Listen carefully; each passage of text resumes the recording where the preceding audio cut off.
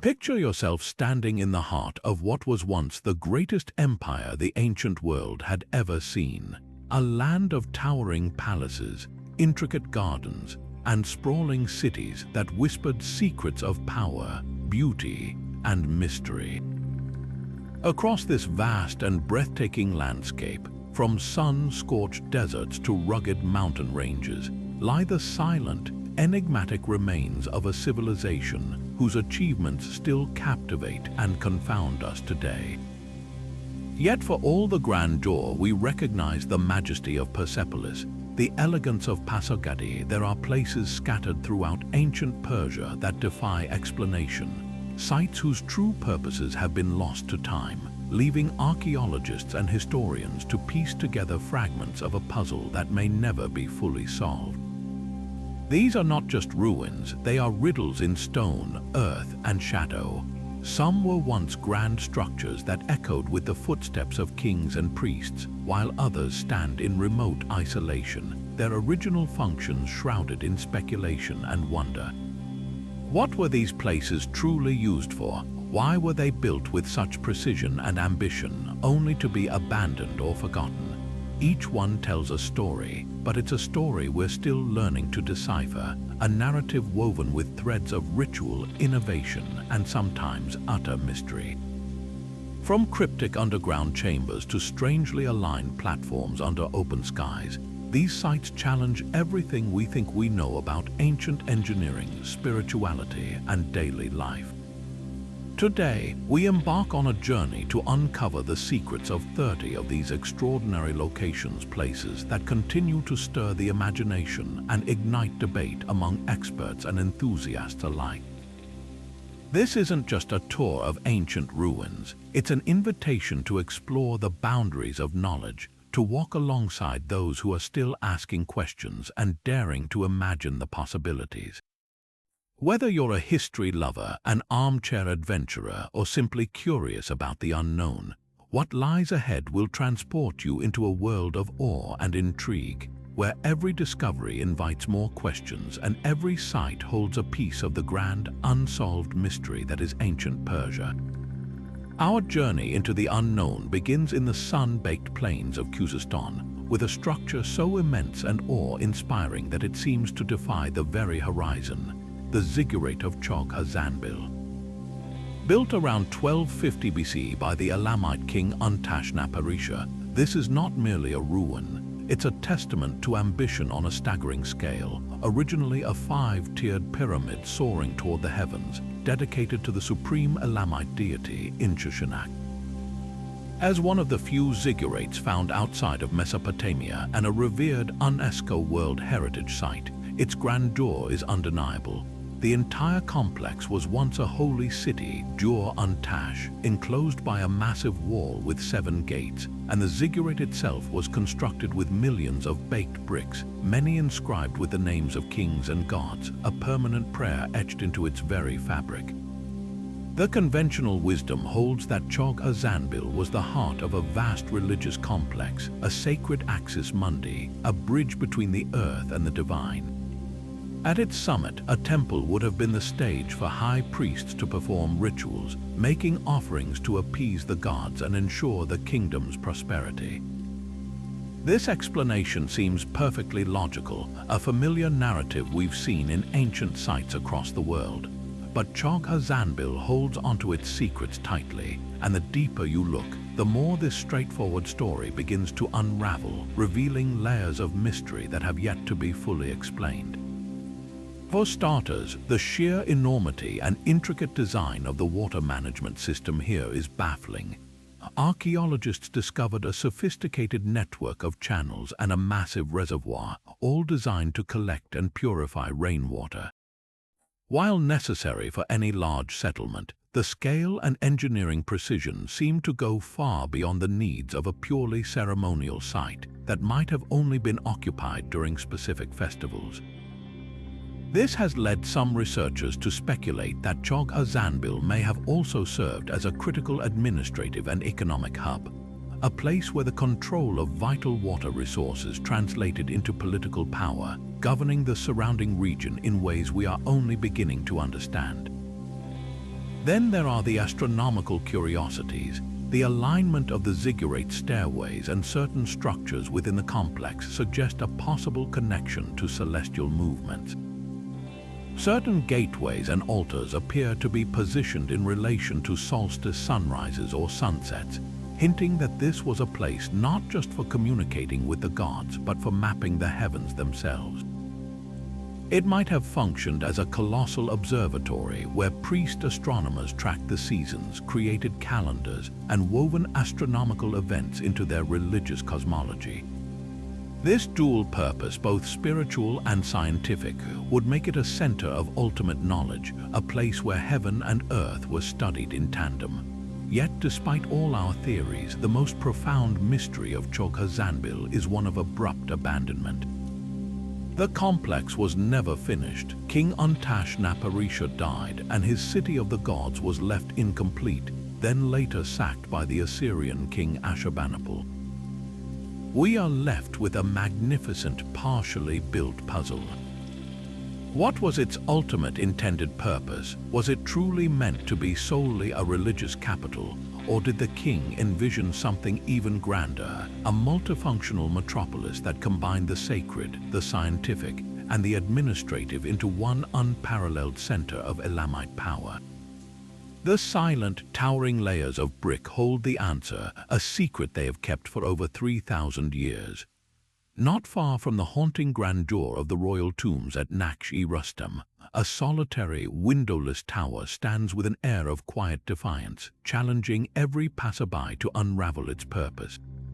This is the cube of Zoroaster, or Kaaba-yi-Zartosht, a meticulously crafted square structure of polished white limestone that seems utterly out of place and time. Its precise construction is a marvel in itself. Massive blocks are cut and fitted together without mortar, achieving near-perfect seams that have withstood over 2 millennia of desert winds and scorching sun.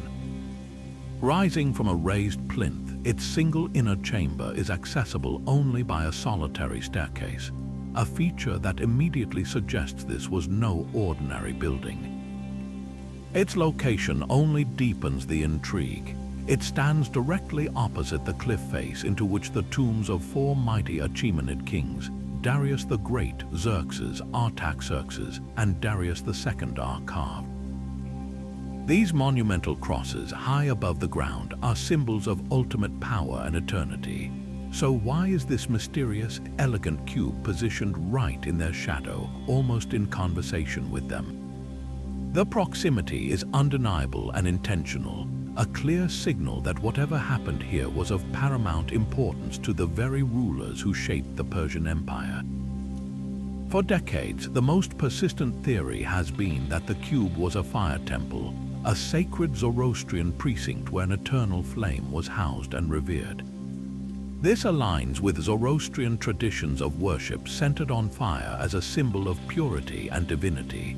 The single, inaccessible chamber could have protected a holy fire from the elements, while the surrounding platform might have been used for rituals by magi, the priestly class. Supporting this idea are the later Sasanian reliefs carved on the surrounding rocks, which depict scenes of investiture and royal authority, further cementing the area's long-standing religious significance. Yet compelling counterarguments quickly emerge. If it was a fire temple, why is there no evidence of soot or fire residue within the chamber? The interior is remarkably clean. This glaring absence has led other scholars to propose it was a royal treasury or an archive, perhaps built to safeguard the most sacred texts of the empire or the precious ritual implements used in coronation ceremonies.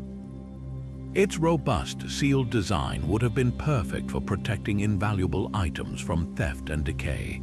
This theory paints the cube not as a place of active worship, but as a silent, fortified library of the soul, holding the spiritual and ceremonial heart of the kingdom. A third, and perhaps most intriguing possibility, is that it was an astrological or calendrical structure. The precision of its alignment and its design might have allowed priests to track the sun's movement and mark solstices or equinoxes, critical dates for an agricultural empire governed by the seasons and religious festivals. This would make it a monument not just to faith but to knowledge, a stone calculator under the open sky. The true function of the cube of Zoroaster remains one of Persia's most captivating puzzles.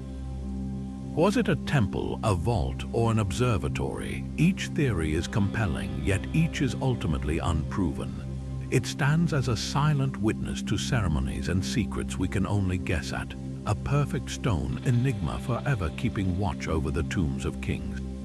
Leaving the stark, geometric mystery of the cube behind, we now travel northwest to the town of Kangavar, where the remains of a truly monumental structure sprawl across a high plateau. This is the so-called Temple of Anahita, a vast complex of colossal stone terraces and towering columns that has captivated and confused historians for centuries. The very name evokes the powerful Persian goddess of waters, fertility, and wisdom, a deity so revered that her worship persisted for millennia. It's a romantic and fitting title, suggesting a place of pilgrimage where ancient worshippers would have gathered to honor the life-giving forces she represented. Yet, from the moment you lay eyes on the sheer scale and the unusual architectural choices, it becomes clear that this site is hiding a far more complex story than a simple label can convey. The first clue that something is amiss is the staggering manpower and resources required to build it. We're looking at a monumental platform built with absolutely immense stone blocks, a foundational terrace that dominates the landscape and would have supported a grand superstructure.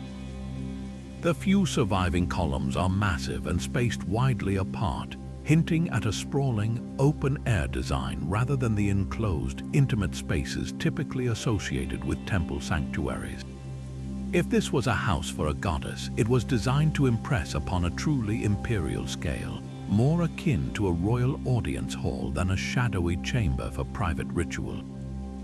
This architectural language speaks of power, spectacle, and public gathering, forcing us to question the long-held assumption etched into its modern name.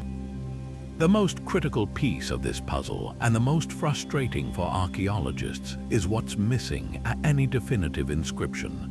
There is no carved dedication to Anahita, no royal decree from a known king claiming its construction, no stone tablet that explicitly states its purpose. This deafening silence is what truly opens the door to mystery. Without a written confession from its builders, we are left to interpret the silent stones, and the theories are as varied as they are compelling. The traditional theory, of course, is that it is a temple. Its location, perched high above the surrounding plains, gives it a celestial quality, a place between earth and sky befitting a major deity. The discovery of water channels and basins at the site has long been used to support the connection to Anahita, the goddess of waters. Perhaps it was a destination for pilgrims to collect sacred water or perform ablutions. But critics point out that these water features, while present, are not as central or elaborate as one might expect for the primary temple of a water goddess. They could just as easily be for practical sanitation or ceremonial purification for a different purpose entirely. This has led to a fascinating alternative theory that Kangavar was not a temple at all but an unfinished royal palace. The layout, with its grand terraces and what appears to be a central courtyard, bears a stronger resemblance to Achaemenid palatial architecture like those at Persepolis than it does to any known contemporary temple design. Could this have been a project initiated by a later king, perhaps of the Parthian or Sasanian era, in an attempt to emulate the grandeur of his ancient predecessors? Was it intended to be a regional capital, an administrative and ceremonial center that was mysteriously abandoned before it could be completed or before any king could inscribe his name upon it? The thought of a palace mistakenly celebrated as a temple for generations adds a rich layer of irony to its story. Yet another possibility is that it was something entirely different, a colossal commercial or civic forum. Imagine this not as a quiet place of worship, but as a bustling center of ancient life. The wide, open spaces could have hosted vast seasonal markets, festivals, or political assemblies, a public square designed to accommodate thousands of people. In this light, the grand staircase and terraces become stages for spectacle and oration, and the entire complex transforms into a monument to civic ambition and community identity, a Persian equivalent of the Athenian agora. The true identity of Kangavar remains suspended between these compelling ideas. It stands as a powerful reminder that our desire to neatly categorize the past often clashes with its inherent complexity. Was it a sacred temple, a king's abandoned dream, or the heart of a thriving public square? Each theory offers a different window into the ancient world, and until that elusive piece of evidence is found, the grand platform at Kangavar will continue to hold all its possibilities close.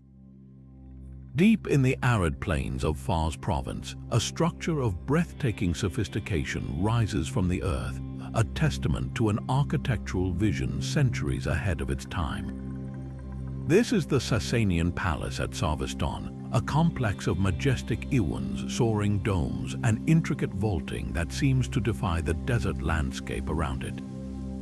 For generations, it was labeled a palace, a name that conjures images of royal residence and courtly life. But to walk through its grand, empty spaces is to feel a profound sense of mystery. The scale is undeniably imperial, yet the layout feels all wrong for a home. There are no obvious private chambers, no quarters for a royal family or their extensive retinue. This misalignment between its grand title and its puzzling architecture is where our investigation begins, forcing us to ask what this magnificent building was truly built for. The genius of its construction is the first clue that its purpose was highly specialized. Built during the Sasanian era, likely in the 5th century, it showcases an advanced understanding of acoustics and spatial dynamics that feels almost theatrical. The main hall is crowned by a large, graceful dome, one of the earliest of its kind in Persia, demonstrating an engineering prowess that would influence Islamic architecture for centuries to come. The vaulted ceilings are not just structural marvels, they are designed to capture and carry sound. A whisper at one end of the Grand Iwan can be heard clearly at the other. This is not a feature one typically needs for private living quarters. It suggests an environment designed for performance, for proclamation, for an audience to gather and bear witness to something momentous. This has led a growing number of scholars to challenge the palace label entirely, proposing instead that Sarvaston was a monumental hunting lodge. The Sasanian kings were renowned for their love of the royal hunt, a sport that was also a powerful ritual demonstrating the monarch's control over nature and chaos. The building's isolated location, surrounded by plains that would have been teeming with game, supports this theory. It could have served as a luxurious base camp for hunting expeditions, a place for the king and his nobles to feast and celebrate their conquests in the field. The grand, open spaces would have been perfect for hosting lavish banquets and displaying trophies, transforming the act of the hunt into a spectacle of power. Yet another, and perhaps more spiritually significant, theory posits that Sarvaston was not a secular building at all, but a fire temple. The layout includes several smaller, enclosed chambers with features that could be interpreted as altar platforms. The strategic placement of windows and vents aligns with the Zoroastrian need to keep a sacred fire burning freely, allowing smoke to escape while protecting the flame from the wind. If this is true, then the entire complex becomes a sacred theater, with the domed central hall serving as a space for congregations to observe rituals performed by magi priests. The extraordinary acoustics would have been used to chant hymns and prayers, allowing the words to resonate through the stone and elevate the spiritual experience for all present. Perhaps the most compelling idea is that Sarvaston defies a single category. It might have been a multifunctional ceremonial complex, a place where the boundaries between the sacred and the royal were intentionally blurred. A king could here be both a worldly ruler and a divine intermediary.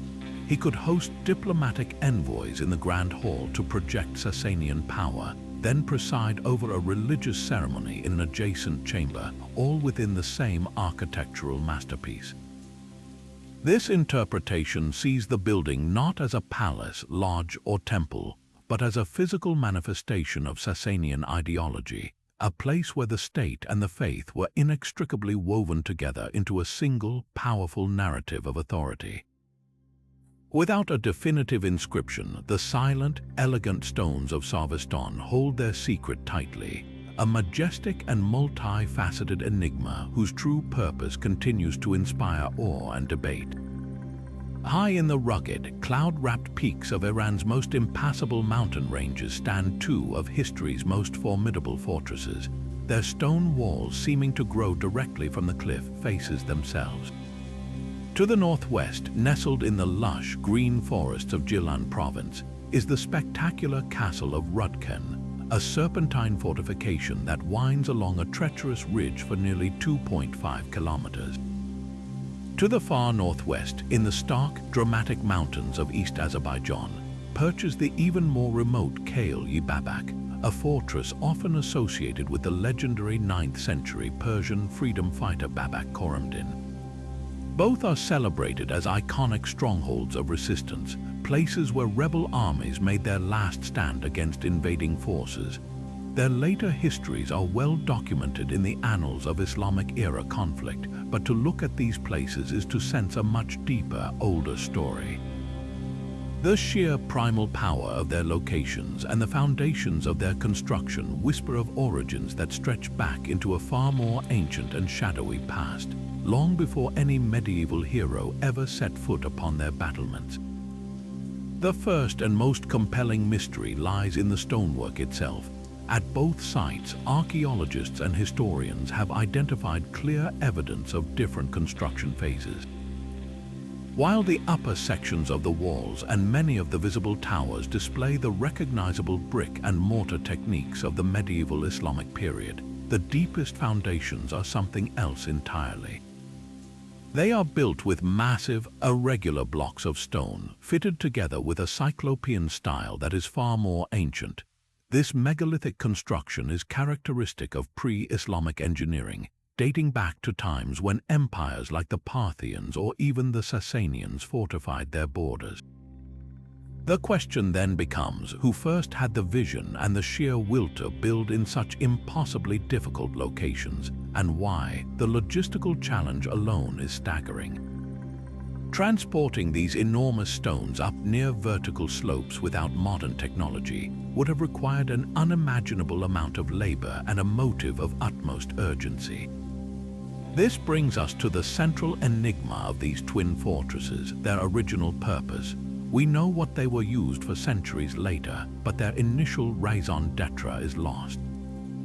Their strategic positioning is undeniable, but it also feels like overkill.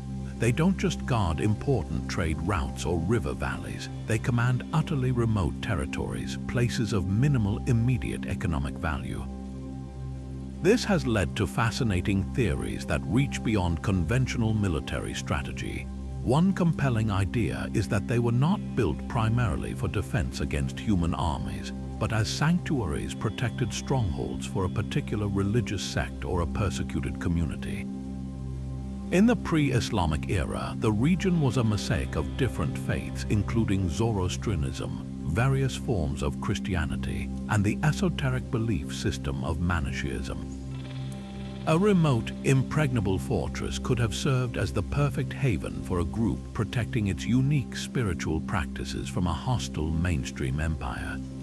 Another possibility is that they were the nerve centers for regional power brokers whose names are forgotten to history. Before the great empires consolidated their control, these mountains would have been the domain of local kings and chieftains. A fortress like Rudken or Kale-i-Babak would have been the ultimate symbol of their authority, a seat of power that was as much about psychological dominance as it was about physical defense. From such a height, a local ruler could control the movement of people and goods through the valleys below, extracting taxes and commanding loyalty through the sheer, intimidating spectacle of his unassailable home. The fortresses would have been symbols of a king's power, visible for miles around, a constant reminder of his reach. perhaps the most alluring theory connects these sites to the shadowy world of ancient fire worship. Their elevated positions, literally closer to the heavens, align with the Zoroastrian practice of building temples on high ground.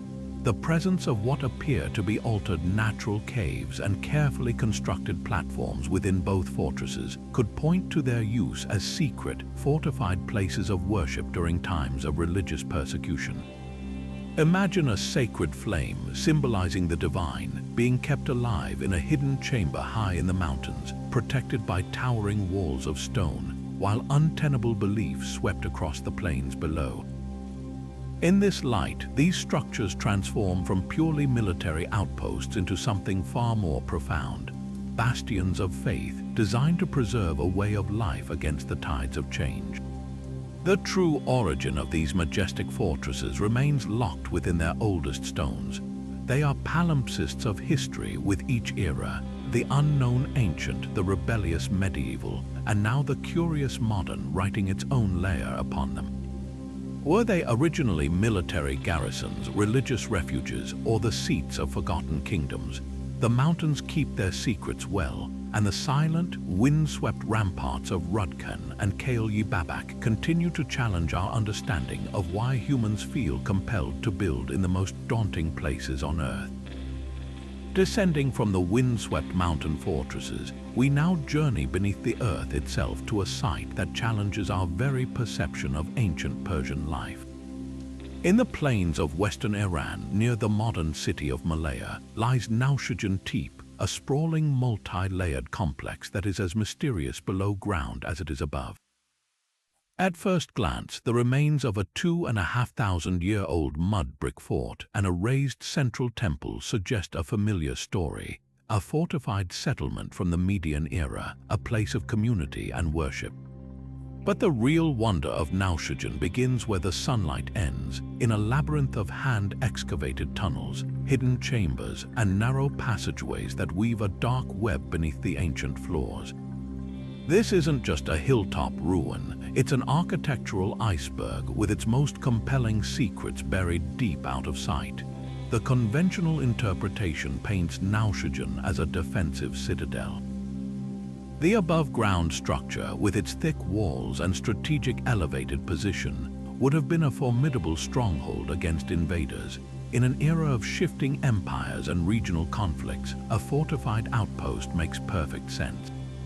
The underground tunnels could logically be seen as a last-ditch escape route for the garrison, a way to move soldiers unseen or to flee a siege. This is a practical, military explanation that fits the evidence of fortifications. Yet, the sheer scale and complexity of the subterranean network feels excessive for a simple emergency exit. The tunnels are extensive, branching, and include small, carefully constructed rooms that seem designed for more than a hurried retreat. This disparity between a straightforward fort and an elaborate underground world is where the mystery truly takes root. This leads to a second, more intriguing possibility, that Naushadjan was primarily a religious hub. The central temple, likely dedicated to the Zoroastrian divinity of water and fertility, Anahita, points to significant spiritual activity. The underground chambers, cool, dark, and isolated from the world above, would have been ideal for initiation rituals, secret ceremonies, or housing sacred objects away from profane eyes. In this light, the entire complex transforms into a spiritual sanctuary, where the above-ground temple served public worship and the hidden labyrinth below was reserved for the most profound mystical experiences, accessible only to a privileged priesthood. The tunnels might have symbolized a journey into the underworld or a return to the womb of the earth, central themes in many ancient belief systems. However, the most pragmatic theory suggests Naushadjan was a highly secure storage facility, an ancient bank, vault, or treasury. The Median Empire was wealthy, and precious goods like grain, royal tribute, religious offerings, or crafted metals needed protection from both thieves and the elements. The stable, cool temperature underground would have been perfect for preserving perishables, while the confusing maze of tunnels would have confounded any raiders who breached the outer walls. The three large, distinct underground chambers could have held grain, wine, and gold respectively, making the entire site a critical economic node for the region. This would mean the fort and temple above were not the primary purpose, but rather a protective shell and a spiritual justification for safeguarding the empire's tangible wealth. Perhaps the most compelling conclusion is that Naushijin was all these things at once, a brilliant multifunctional complex where defense, faith, and economics were seamlessly integrated. The fort provided security, the temple provided spiritual authority and community cohesion, and the tunnels provided the practical utility of storage and secret movement. A visiting merchant could come to pay taxes stored deep underground, a priest could descend to retrieve sacred vessels for a ceremony, and a soldier could patrol the hidden passages, all within the same interconnected system. This holistic view sees ancient Persian society not through our modern separated categories, but as a unified whole where the practical and the sacred were intimately woven together. Without a definitive royal inscription, Naushijin Tepe remains a captivating puzzle, a place where every theory illuminates another facet of a sophisticated and enigmatic civilization. Venturing southeast now, we leave behind the fortified mountains and hidden tunnels for the vast, sun-drenched plains of Kerman province, where an entirely different kind of mystery is etched into the very soil. Here in the Halul River Valley, the earth itself tells a story, but it's written in a language of circles, lines, and geometric shapes that we are only beginning to learn to read. Scattered across the desert floor are not grand towers or palaces, but something far more subtle and perhaps even more profound. Ancient stone circles, spirals, and intricate patterns formed from carefully arranged dark rocks against the lighter sand. From the ground, they can appear as little more than curious arrangements, but from above, their true scale and intentionality become breathtakingly clear. These are the enigmatic geoglyphs of Zoroaster, and they are intrinsically linked to one of the most exciting and controversial archaeological discoveries of the past century, the proposed Zoroaster civilization. For decades, the prevailing narrative of early Near Eastern civilization centered on the well-known powers of Mesopotamia and the Indus Valley. That all changed in the year 2000 when a major flood along the Halul River exposed something extraordinary. Not just these surface patterns, but an entire ancient cemetery beneath them, brimming with beautifully carved chlorite vessels, architectural remains, and artifacts of stunning sophistication. This discovery sparked a bold hypothesis from some archaeologists that this was the heart of a previously unknown, advanced culture that flourished as early as the 3rd millennium BC, a contemporary and perhaps even a rival to Sumer and Elam. They gave it the name Zoroaster after the modern local city. Whether it was a distinct kingdom or a major center of a broader cultural sphere, the implication was clear. The history of this region was far more complex and advanced than anyone had previously imagined. And these stone circles on the surface are the silent, surface-level markers of this deep and sprawling mystery. But what purpose did these vast designs serve? The most compelling theory positions the Zoroaster circles as a sophisticated astronomical calendar. The precise alignment of certain stones and the shapes themselves could have been used to track the solstices, equinoxes, and the movements of important stars. For an agricultural society dependent on seasonal floods from the Halul River for irrigation, predicting the changing seasons with accuracy was a matter of survival and prosperity.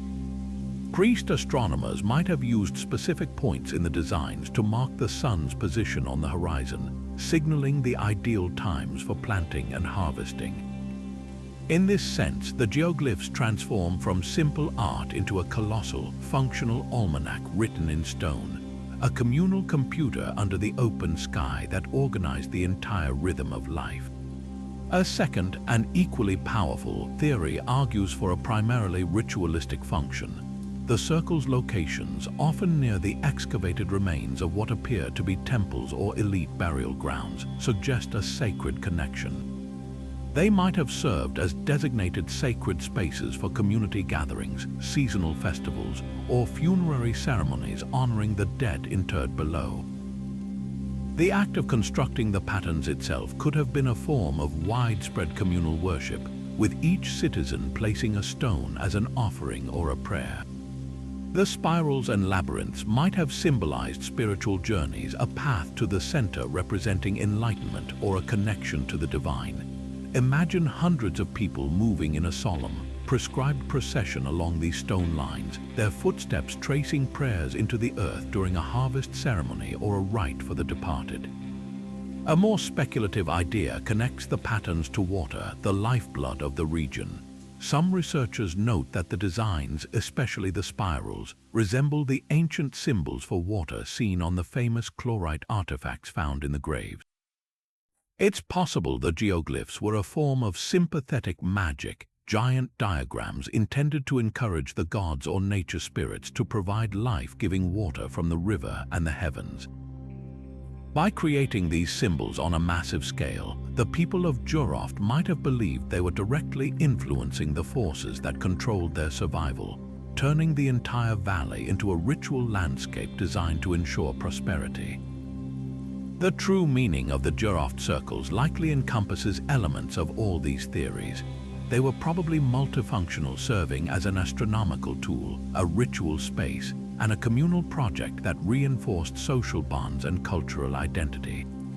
They stand as a testament to a people who looked to the stars, honored their gods, and sought to control their environment through knowledge, faith, and collective effort.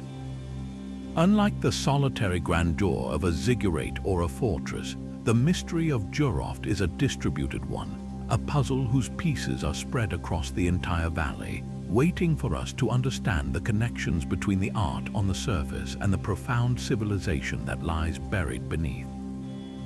Rising from the sun-scorched plains of Fars province, the palace of Ardashir at Firuzabad is not merely a ruin. It is a monumental declaration carved in stone, the very first architectural manifesto of the Sasanian Empire. Built by its founder Ardashir Papakan around the year 224, this sprawling complex was designed to do far more than house a king. It was engineered to legitimize a dynasty and project a new vision of Persian power for all to see. Its location is the first piece of this grand political puzzle. Ardashir did not choose an existing city. He built his palace directly opposite the mighty cliff-face fortress of his Parthian predecessors, a deliberate and brazen challenge.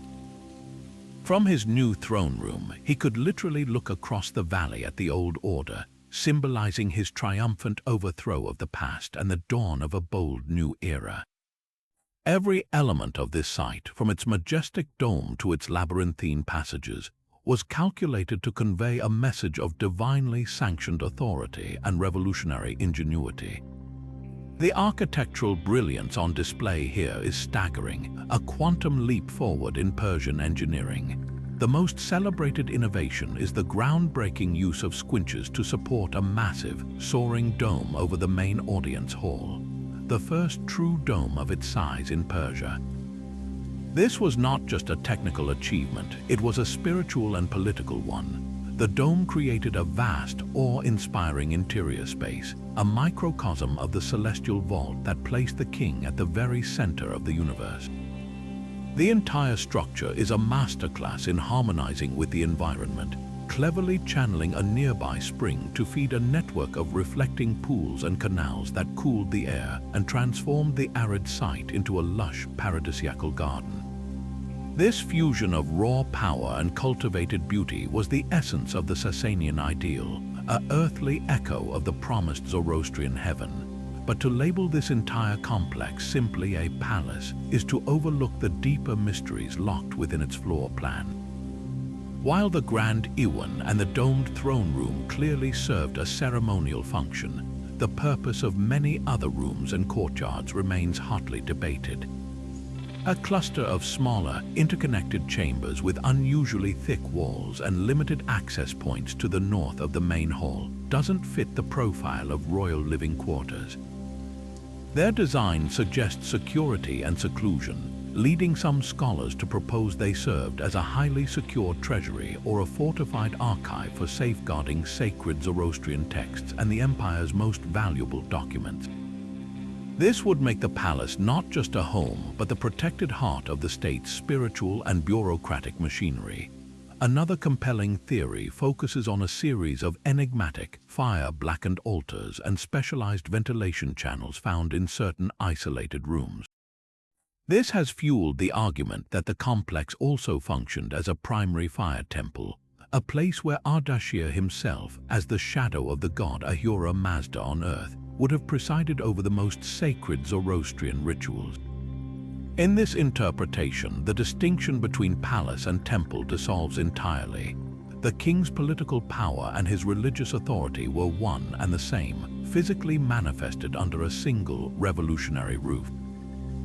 The echoing domed hall could thus shift function seamlessly from hosting diplomatic receptions to housing solemn religious ceremonies, its acoustics perfect for both royal proclamations and the chanting of holy mantras.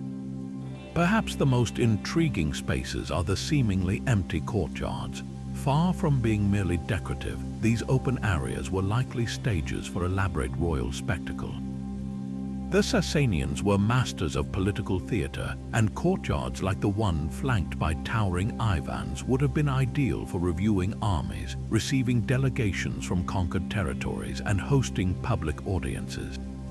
Here, the king could perform his sovereignty, surrounded by the magnificent architecture that testified to his divine right to rule. The entire complex, therefore, emerges as a multifaceted instrument of statecraft. It was simultaneously a royal residence, a religious sanctuary, an administrative nerve center, and a potent piece of propaganda. The palace of Ardashir wasn't just where the king lived. It was the machine through which the early Sasanian Empire governed, worshipped, and awed its subjects into loyalty, a stone embodiment of power whose every corner whispers a different part of a complex, unsolved story. Traveling further along the ancient network of roads that once pulsed with the lifeblood of the Persian Empire, we arrive at a structure that embodies the very concept of journey and respite. The caravanserai of Dey-i-Mihman stands as a remarkably intact monument to the art of travel in a bygone era, its 4 imposing walls and single fortified gate rising from the plains like a solitary island of civilization in a vast sea of wilderness. On the surface, its purpose seems beautifully straightforward. The classic layout, a large, central courtyard surrounded by a continuous arcade of arched chambers, fits the universal model of a roadside inn. For centuries, the accepted narrative has been that this was a sanctuary for weary merchants and their camel trains, a place to find safety from bandits and the elements, to rest, water the animals, and exchange news before continuing on the long and perilous routes between cities. Yet to dismiss Dey-i-Mihman as merely a historical motel is to overlook the subtle but telling clues embedded in its formidable design. The first hint of a deeper story is the sheer defensive capability of the place. These walls are not just for privacy, they are high, thick, and clearly built to withstand an assault. The single, narrow gateway could be easily barred and defended by just a handful of determined guards. This level of security seems excessive if the only threat was the occasional opportunistic thief. It suggests that the caravanserai was designed to protect something far more valuable than just sleeping merchants. It was built to secure the flow of goods, information, and wealth that was the empire's lifeblood. This observation opens the door to a fascinating array of alternative functions that transform this rest stop into a potential hub of imperial control. One of the most compelling theories is that Dey-i-Mihman served as a clandestine garrison and policing point. A permanent contingent of soldiers could have been stationed here, not just for defense, but to actively patrol the surrounding roads, ensuring safe passage and projecting the Shah's authority deep into the countryside. The stable areas could have held a company of cavalry, ready to ride out at a moment's notice to quell disturbances or pursue raiders. In this light, the caravanserai becomes a tangible extension of the empire's reach, a fixed point of law and order in the often lawless frontier. Closely linked to this is the idea of the site as a customs house and tax collection center. The major trade routes were the economic arteries of Persia, and taxing the lucrative flow of silk, spices, and precious metals was essential for funding the state. The single, easily controlled entrance at Day-i-Mimon would have been the perfect choke point. Officials could meticulously inspect cargo, assess its value, and collect import duties before granting passage. The larger storage rooms might not have been for general traveler use, but secure lockups for impounded goods or for holding collected taxes, whether in coin or in kind, until they could be safely transported to the royal treasury. The humble act of offering shelter would have been the perfect pretext for the more serious business of filling the imperial coffers. Perhaps the most intriguing possibility connects the caravanserai to the legendary Persian postal system, the Chapar-Khane. This network of royal couriers, described by the Greek historian Herodotus with awe, was famed for its incredible speed and efficiency. Messengers riding in relays could carry information from one end of the empire to the other in a matter of days. A building like Day-i-Mimon, with its stables and secure quarters, would have been an ideal relay station. An exhausted rider could gallop through the gates, hand his urgent dispatches to a fresh courier waiting on a saddled horse, and have the message back on the road in minutes. The strategic location of this caravanserai suggests it was a calculated link in this imperial communication chain, a place where the words of kings were passed from one hand to another, keeping the vast machinery of government connected and informed. So, was it a rest stop, a garrison, a tax office, or a post house? The most satisfying answer is that it was likely all of these things at different times or even simultaneously. The genius of such a structure was its multifunctional design. It provided a vital public service that encouraged trade and travel, while its robust form allowed the state to discreetly embed its military, economic, and bureaucratic functions within that service. The caravanserai of Day-i-Mimon was not just a place to sleep, it was a microcosm of the empire itself, a place of commerce, control, and connection, where the simple human need for shelter was seamlessly woven into the complex tapestry of imperial power.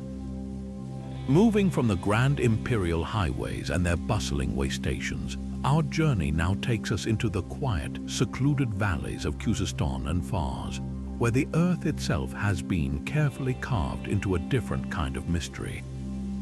Here, far from the eyes of passing caravans, we find three remarkable complexes of rock-cut chambers, the tombs of Desful, Dalaki, and Shevand. Unlike the grand, ornamented facades of royal tombs like those at Naksh-i-Rustam, these sites are simpler, more enigmatic, and shrouded in a debate that strikes at the very heart of their purpose. Were these chambers intended for the dead, the living, or for something else entirely? Their silent, gaping entrances offer no easy answers, inviting us to look closer at the clues left behind in the stone. The first thing that strikes you about these sites is their sheer uniformity and widespread distribution. Dozens of these chambers are carved directly into the soft limestone cliffs that line the rivers and valleys of the region. Their design is remarkably consistent, a rectangular, door-like entrance often framed with a simple cornice or lintel, leading into a single, unadorned room within the cliff. The interiors are stark, typically featuring a flat ceiling and smooth walls, with niches or troughs carved into the floor. There are no grand reliefs depicting kings or gods, no long inscriptions boasting of the occupant's lineage or achievements. This absence of decoration is the first major clue that these were not monuments for public veneration, but spaces with a far more practical and perhaps secretive function. For generations, the most widely accepted theory was that these were tombs. The niches and troughs inside were interpreted as sarcophagi or ossuaries, places to lay the dead for eternity. The clustering of these chambers in certain areas could indicate ancient cemeteries for a sizable community. This explanation seems logical, a familiar pattern seen in rock-cut necropolises across the ancient world. However, this theory begins to unravel under closer scrutiny. If these were tombs, where is the evidence of the dead? Excavations within these chambers have turned up a startling lack of human remains, funerary goods, or any of the artifacts typically associated with burial sites. The silence of the graves is, in this case, literally silent. This glaring absence has forced archaeologists to consider more imaginative possibilities. One compelling alternative is that these chambers were not for the dead, but for the living, specifically for ascetics and holy men seeking solitude. In the centuries before and during the Sasanian era, various religious movements, including early Christian monastic communities and Zoroastrian mystic sects, flourished in the region. These faiths often valued withdrawal from the world as a path to spiritual enlightenment. A simple, isolated cell carved into a remote cliff face would have been the perfect hermitage for a single devotee to spend a life in prayer and meditation. The interior niche could have held a simple oil lamp or a sacred text, while the trough might have been for collecting precious rainwater. This interpretation transforms the sites from places of death into sanctuaries for the most intense form of spiritual life, where individuals sought to connect with the divine in utter isolation. Yet another, and quite different, theory posits a completely secular purpose. The precise, standardized size of the chambers and their strategic locations near ancient agricultural settlements has led some researchers to suggest they were secure storage silos or warehouses. In an era before banks, a family's wealth was often measured in grain, oil, and wine. A locked chamber carved into a solid cliff, safe from fire, flood, and thieves, would have been an ideal vault for storing these vital commodities. The troughs could have held large storage jars, and the cool, stable temperature of the underground space would have helped preserve perishable goods. This would mean the complexes were not mystical retreats, but the practical, economic engines of their communities. A network of ancient bank vaults ensuring survival through lean times. The debate over their origin is further complicated by the question of their age. The simple, tool-marked construction offers few chronological clues. Some scholars, noting similarities to known Elamite structures, argue for a date as early as the 1st millennium BCE. Others, pointing to their widespread presence near Sasanian sites, believe they are several centuries younger. Without organic material for carbon dating or any definitive inscriptions, their true age remains one of the most frustrating aspects of the mystery. This chronological ambiguity means we cannot easily connect them to a specific kingdom, culture, or historical event, leaving them floating in a vague and vast expanse of time. So, what were they? The most honest answer is that we may never know for certain. It is entirely possible that the answer is not a single one. A chamber in Desful might have been a hermit's cell, while an identical one in Dalaki served as a grain store and another in Shave, and was indeed used for burial. Their simplicity and functional design made them adaptable to the needs of different communities across different centuries. They stand as a powerful reminder that the ancient world was not monolithic. It was a patchwork of local solutions and beliefs. These unadorned rooms are a testament to the quiet, everyday needs of people whose names are lost to history, their need for security, for spirituality, and for a final resting place. In their very plainness, they speak volumes about the complexities of ancient life, resisting our desire for a single, simple story and challenging us to embrace the mystery. Leaving behind the intimate, enigmatic rock chambers of the valleys, we now journey to the northern edges of the empire to confront a feat of ancient engineering so colossal it seems to belong to the realm of myth. Stretching for over 195 kilometers from the Caspian Sea shores to the forbidding mountains of Golestan, the Great Wall of Gorgon is a silent leviathan snaking across the landscape. Its local name, the Red Snake, is a nod to the distinctive color of its fired brick construction, a rust-hued giant slumbering in the earth. This is not just a wall, it is the most monumental border fortification of the ancient world outside of China, a staggering testament to the Sasanian Empire's immense resources, organizational power, and perpetual anxiety about the northern frontiers.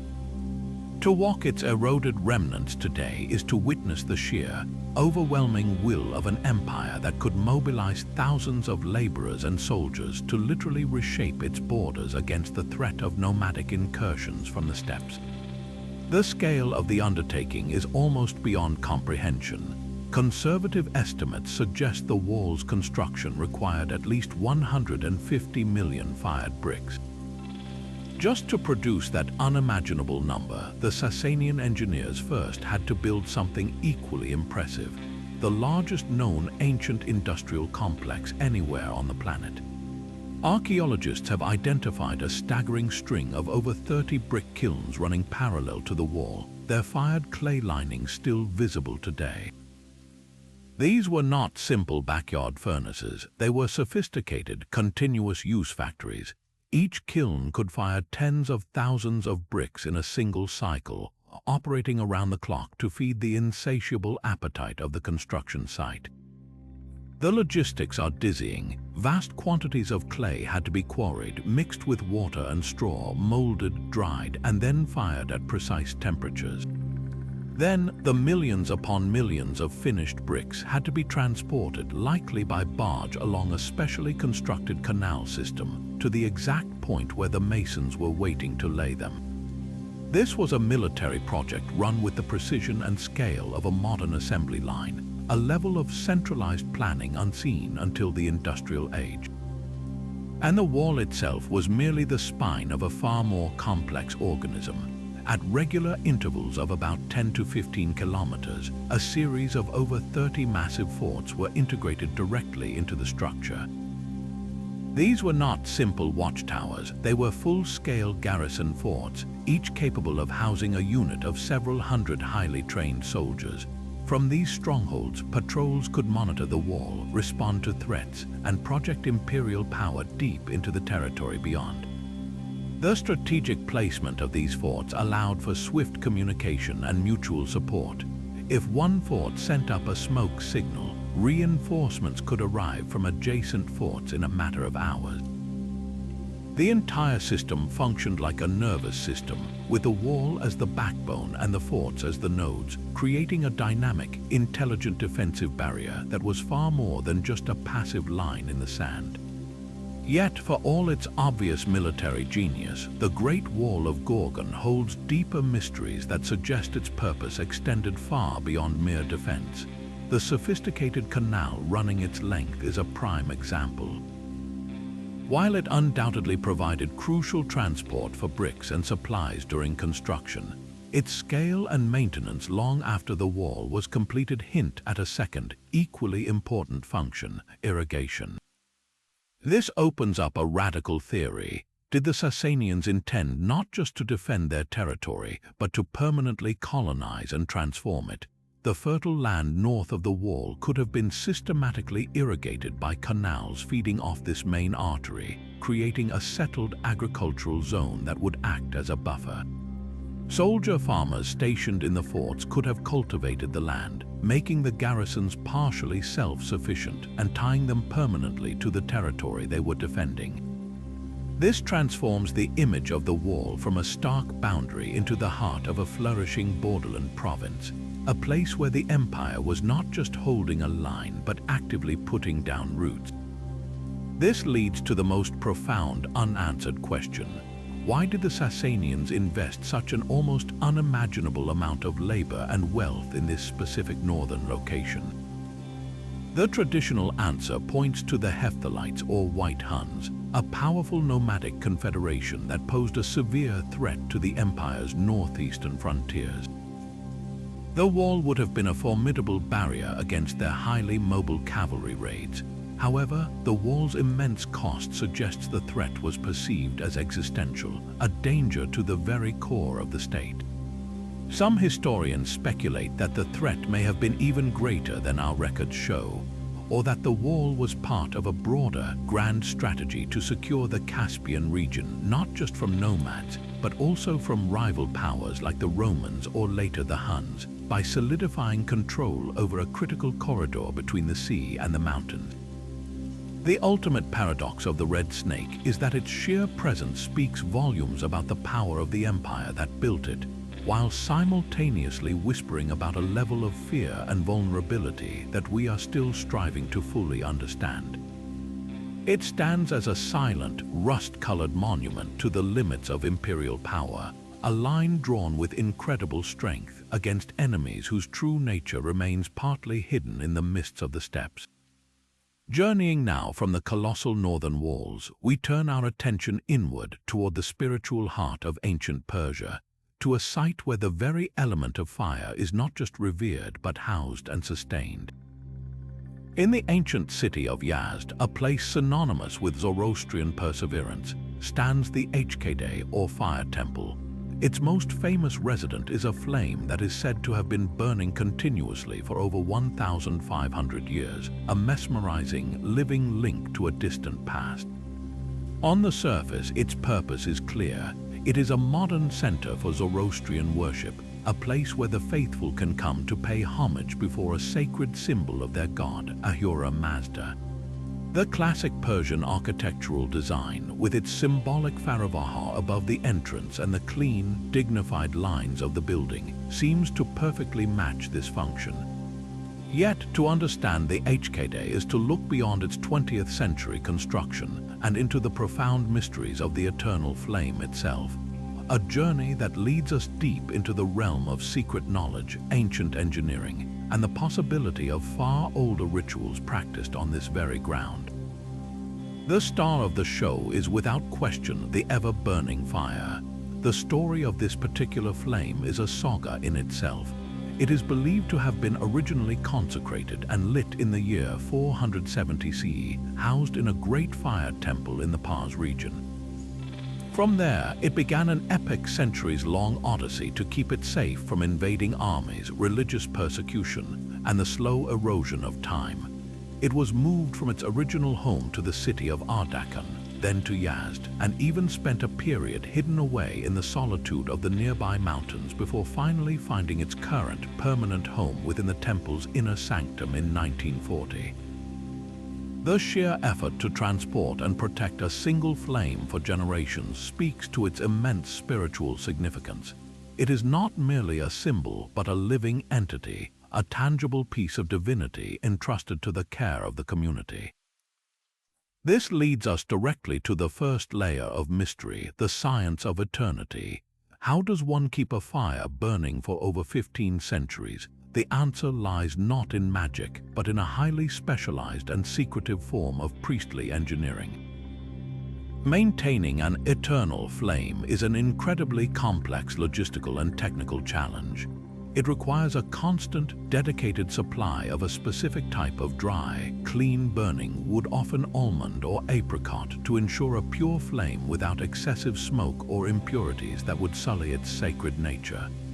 A team of priests following protocols passed down through untold generations would have been responsible for this meticulous task. They would feed the fire in a precise manner, likely using long metal tongs to place the wood without ever allowing a worshipper's breath or shadow to fall upon the sacred flame, which was considered a profound desecration. This practice points to a hidden world of ritualistic precision, a sacred science of combustion that blended spiritual devotion with practical, chemical knowledge. The temple's architectural design, while modern, is a reflection of ancient principles that hint at even older functions. The inner chamber where the flame is kept is separated from the public viewing area by a thick sheet of glass. This serves a dual purpose. It protects the flame from the carbon dioxide and moisture of visitors' breath, while also symbolically separating the profoundly sacred from the mundane. This design echoes the layout of much older fire temples, which often featured a central, enclosed chamber for the altar fire, accessible only to the highest-ranking priests. This strict separation suggests that in antiquity, the core rituals were not public spectacles but hidden ceremonies. The most sacred rites would have been performed away from the laity, deep within the temple's most secure areas. What knowledge was exchanged in those inner sanctums? What prayers were whispered only to the fire? The secrets of those elite rituals died with the priests who performed them, leaving us to wonder if the HKD's modern transparency is a mirror to a past that was deeply opaque and mysterious. This brings us to the most tantalizing question of all: what lies beneath? The current temple is a relatively new structure, but the city of Yazd is ancient, a layer cake of history built upon itself. It is entirely possible, even likely, that this site was chosen for the eternal flame precisely because it was already hallowed ground. Could there be the remnants of a much older Sasanian-era fire temple beneath the modern foundations? The Zoroastrian tradition in Yazd is one of continuous habitation and unbroken practice, often in secret during times of oppression. It is a tradition of hidden caves and disguised rituals. The priests who safeguarded the flame through the centuries would have been the custodians of more than just fire. They would have preserved ancient texts, astronomical charts, and medicinal knowledge. The fire temple, therefore, may have always been more than a place of prayer. In its earliest incarnations, it could have functioned as a library, an astronomical observatory from which priests tracked the stars to determine holy days, and a center for philosophical and scientific learning. The eternal flame was the heart of this complex organism, a beacon around which revolved not just faith, but the entire intellectual pursuit of a culture fighting to preserve its identity. So, while visitors today see a beautiful and serene place of worship, the HKD represents something far deeper. It is the physical endpoint of a 1,500-year journey of preservation, a monument to a community's resilience. It is a testament to a forgotten science of sacred maintenance and a likely guardian of archaeological secrets still buried below. It stands as a powerful symbol that some fires are never meant to go out, and that the true function of a temple can be to guard not just a flame, but an entire world of knowledge, tradition, and hope against the relentless winds of time.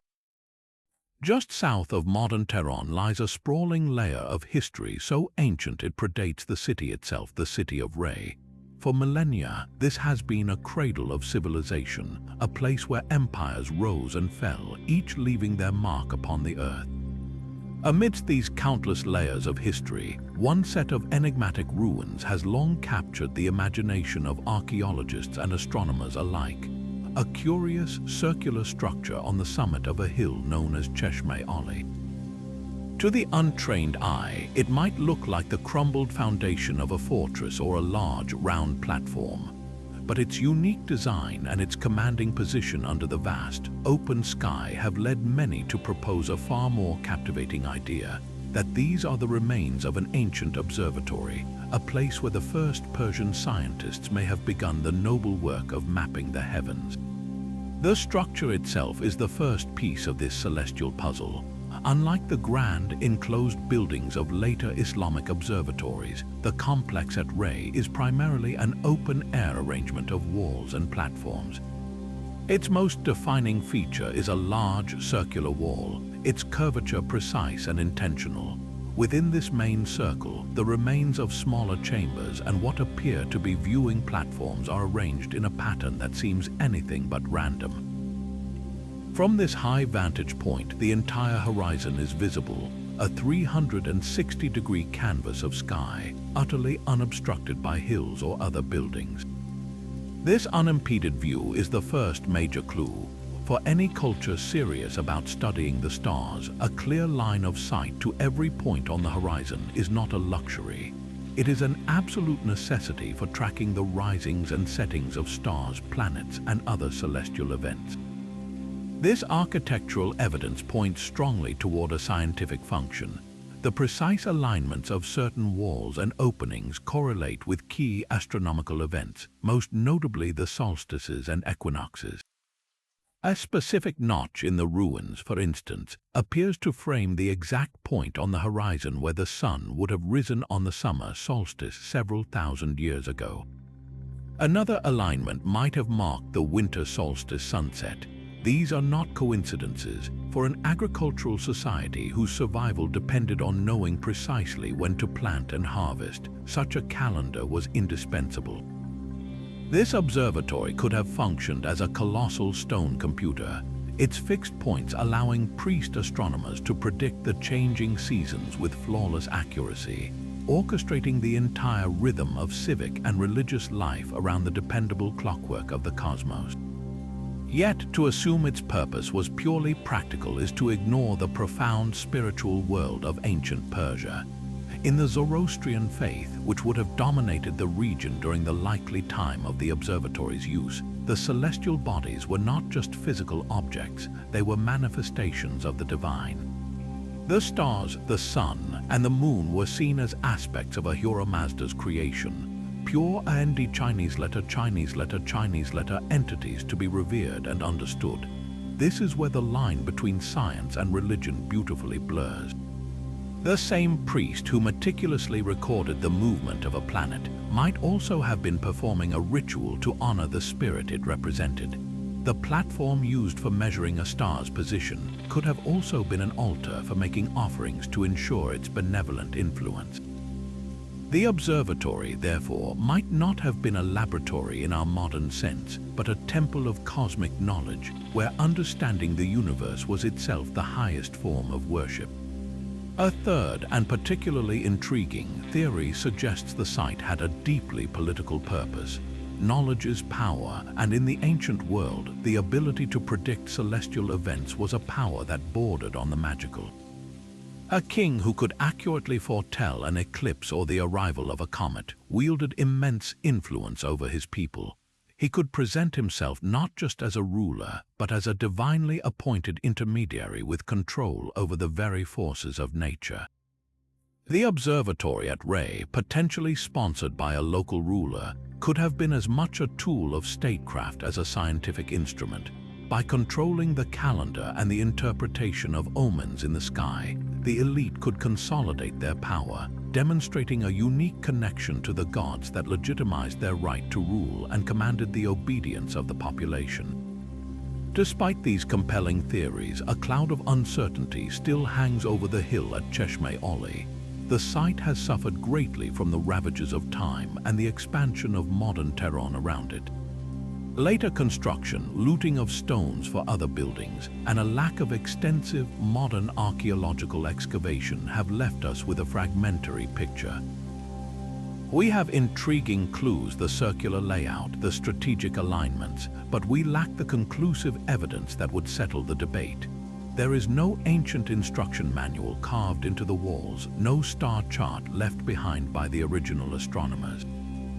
We are left to interpret the intentions of its builders through the silent language of architecture and alignment, a language that is always open to interpretation. The true nature of the Rey Observatory likely exists in a space that encompasses all these ideas. It was probably a multifaceted center where the pursuit of knowledge, the practice of faith, and the mechanics of power were inextricably linked. It was a place where a rising star was both a navigational marker and a divine sign, where measuring its path was both a scientific act and a prayer. This sophisticated combination of the rational and the spiritual is a hallmark of ancient Persian civilization, a reminder that our modern categories of science and religion would have made little sense to them. For the scholars of Rey, to study the heavens was to know the mind of God, and in that profound pursuit, every function served a single, unified purpose: to comprehend the magnificent order of the universe. Not far from the ashes of the magnificent Persepolis, which was put to the torch by Alexander the Great, a new city quietly rose from the political and cultural embers to take its place. This is Istakhar, a settlement layered with the ambitions of empires from the Achaemenids to the Sasanians, and yet today, it exists as a hauntingly beautiful puzzle of scattered stones and half-guessed truths. For centuries after the fall of its glorious predecessor, Istahkar flourished as a major administrative and religious center, a crucial nexus of power that helped bridge the ancient world with the emerging Persian dynasties. But to walk among its ruins is to be immediately struck by a curious dissonance. Unlike the clearly defined royal platforms of Persepolis or the unmistakable fire temples of the Sasanian era, Istahkar is filled with structures that stubbornly refuse to fit into any neat category, their purposes obscured by time and forcing us to question what we really know about the day-to-day machinery of an ancient imperial capital. The most intriguing enigmas at Istahkar are a series of robust, compartmentalized buildings constructed with a startlingly practical and utilitarian feel. The architecture here is less about grandeur and more about function: thick walls dividing spaces into small, uniform rooms, often arranged around central courtyards with sophisticated drainage channels running through the floors. These are not the open, awe-inspiring halls of a palace where a king would hold court, nor do they resemble the sacred, fire altar-centered layouts of known Zoroastrian temples. The design instead speaks of intense, organized activity, of spaces built for specialized labor rather than for prayer or proclamation. The sheer number of these units, clustered together in what appears to be a dedicated district of the city, immediately suggests a bustling industrial zone, a place where the economic heartbeat of the region was strongest. This observation fuels a compelling theory that Istahkar was home to a massive, state-sponsored workshop complex, a kind of ancient industrial park. Imagine the constant, rhythmic sounds that would have echoed through these courtyards: the pounding of hammers on metal, the steady grinding of stone on stone, the whirl of pottery wheels. Archaeologists have found evidence of advanced metallurgy in the area, and these secure, fire-resistant chambers would have been perfect for housing forges and kilns, safely contained away from the city's main residential areas. The cunning drainage systems point to processes that required water, perhaps for cooling hot metal, for tanning leather, or for dyeing vast quantities of textiles. In this light, Istahkar transforms from a mere political successor into a vital manufacturing hub, producing the weapons, ceremonial vessels, luxury goods, and everyday tools that supplied the Sasanian Empire's growing needs and fueled its economy. A second, and equally fascinating, possibility is that these compartmentalized buildings served as a sprawling imperial archive.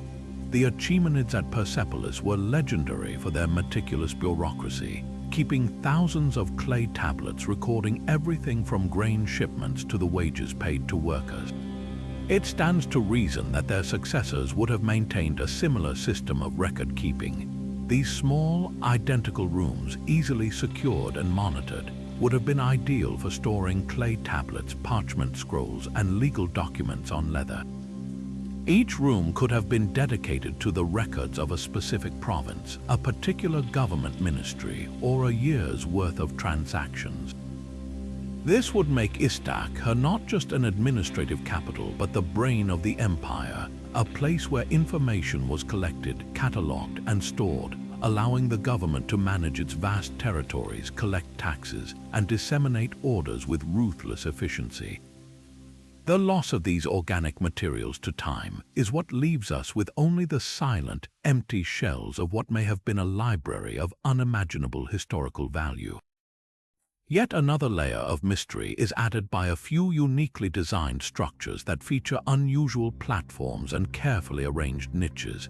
These don't align with the industrial or administrative theories and hint at a more ceremonial function, but one that was distinctly local.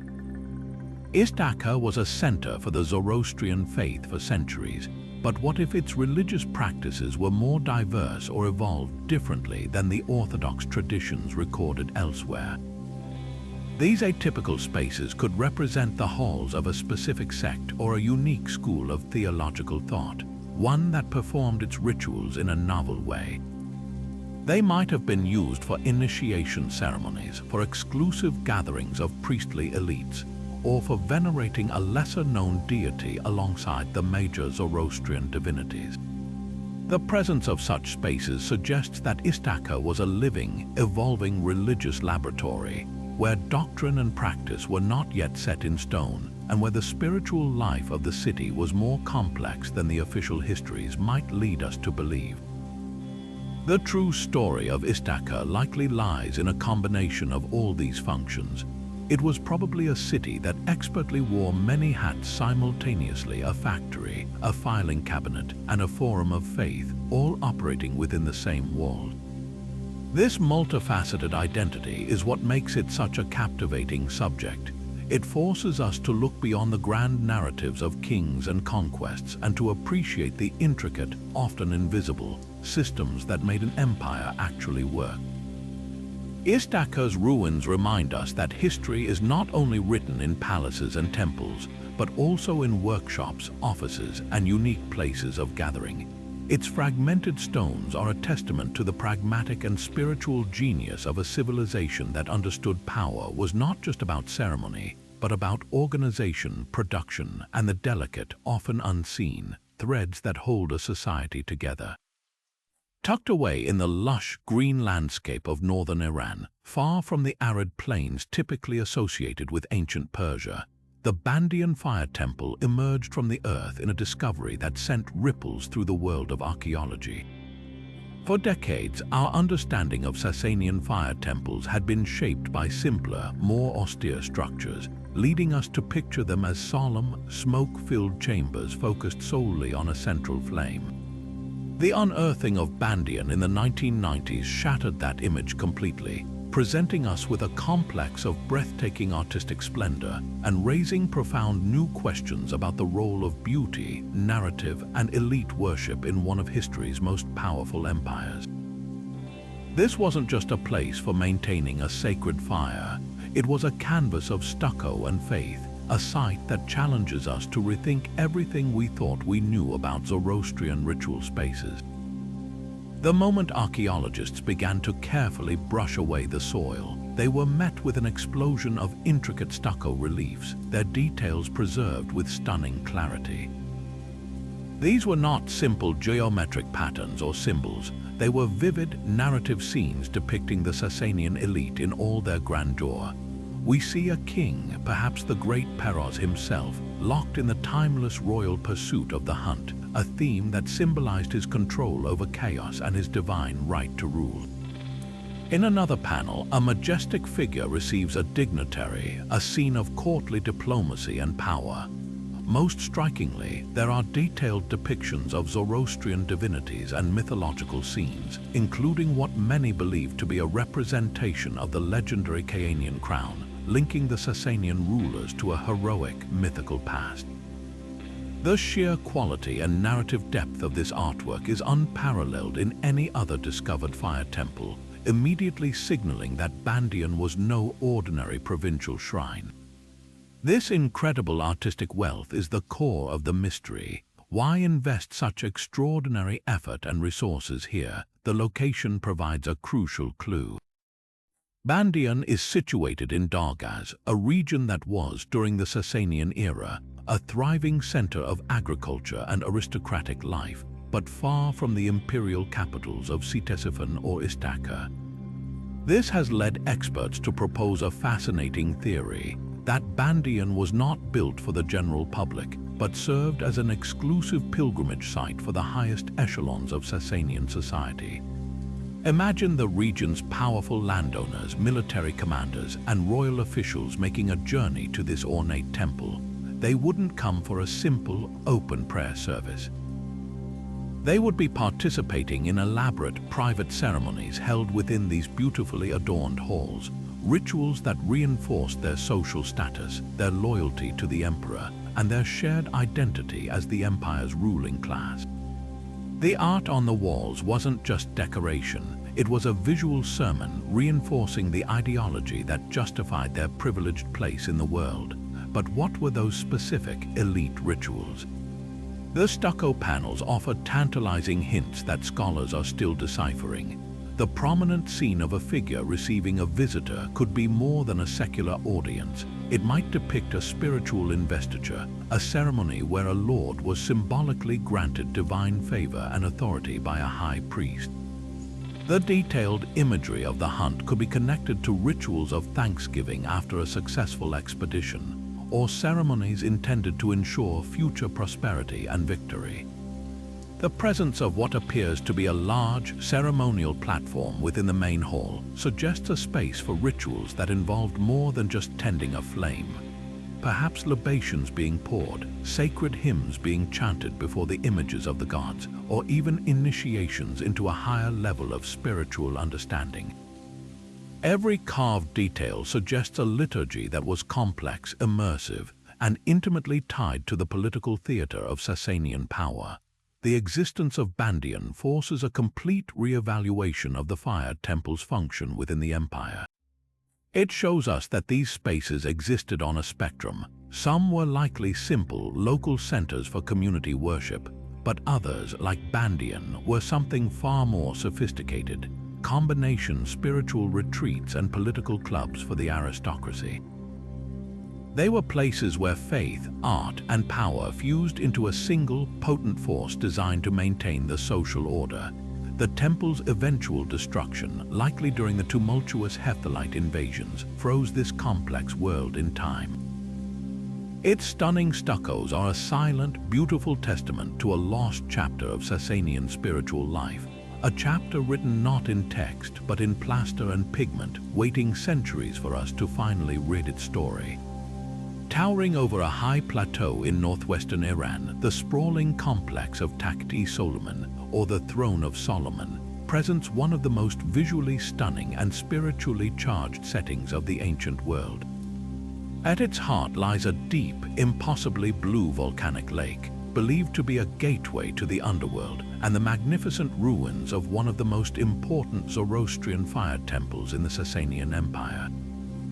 These elements alone would secure its place as a World Heritage Site of profound significance.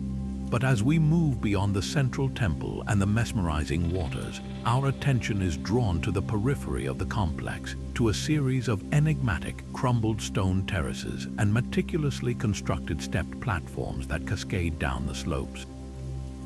These features are far removed from the main ceremonial centers, and their peculiar design and placement have long baffled archaeologists, suggesting that the activities at Takht-i-Solomon were far more diverse and mysterious than we once imagined.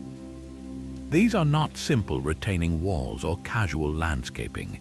The terracing is too deliberate, too formally constructed with rows of stone seats or levels that resemble a stadium more than a garden.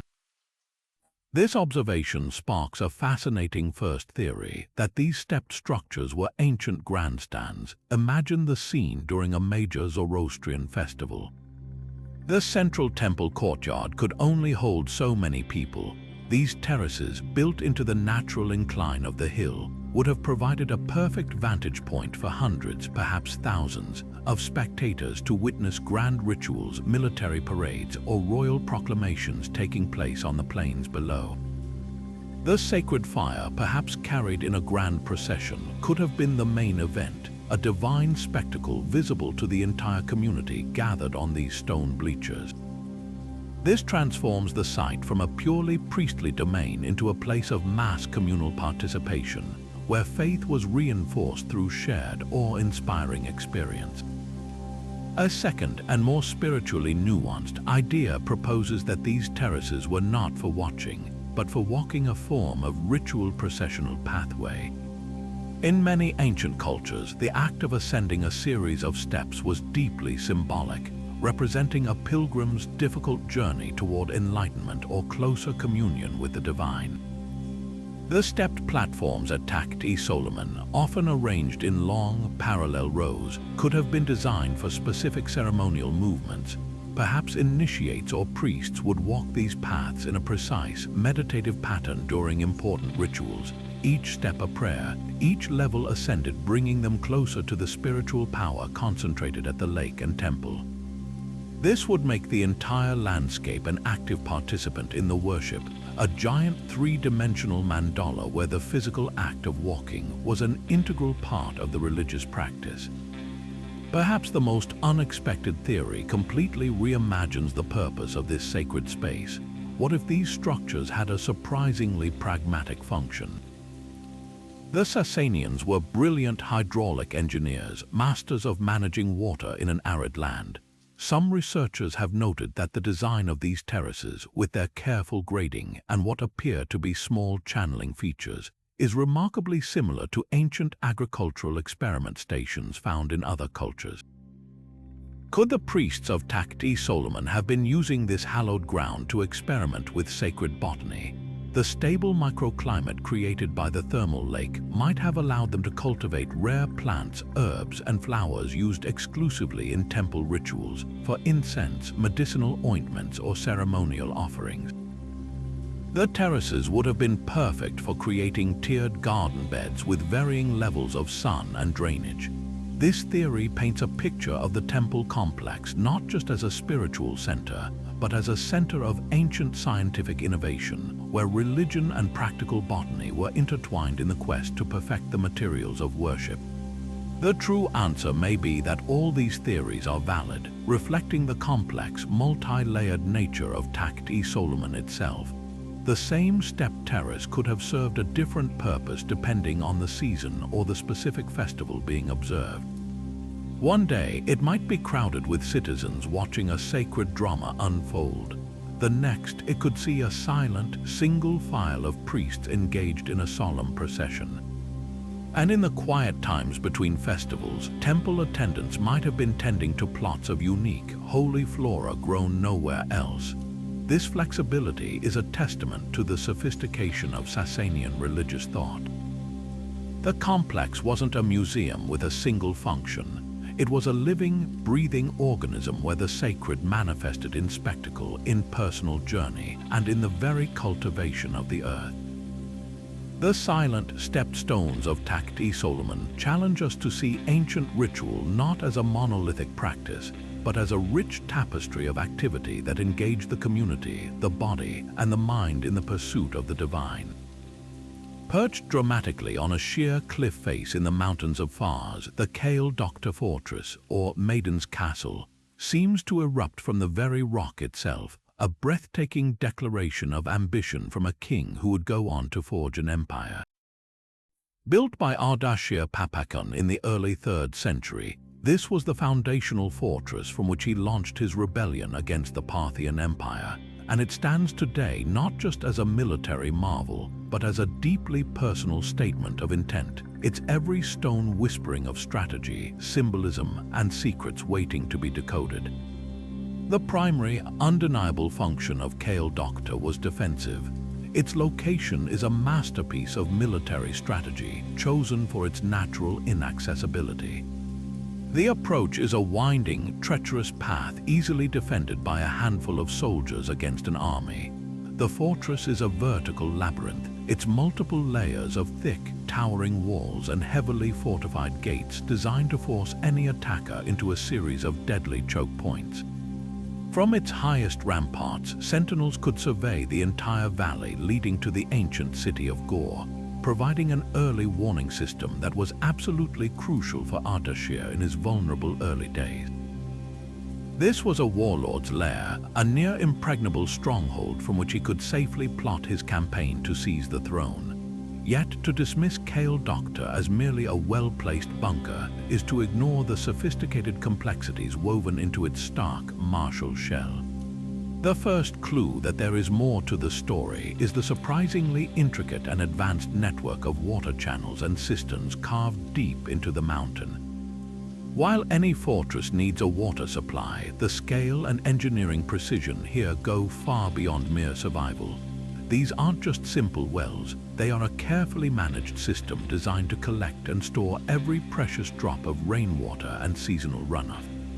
This level of hydrological planning suggests the fortress was built to withstand not just a siege, but to support a significant population comfortably for an extended period. It hints at a purpose that extended beyond temporary refuge for soldiers, pointing toward a more sustained, dignified occupancy.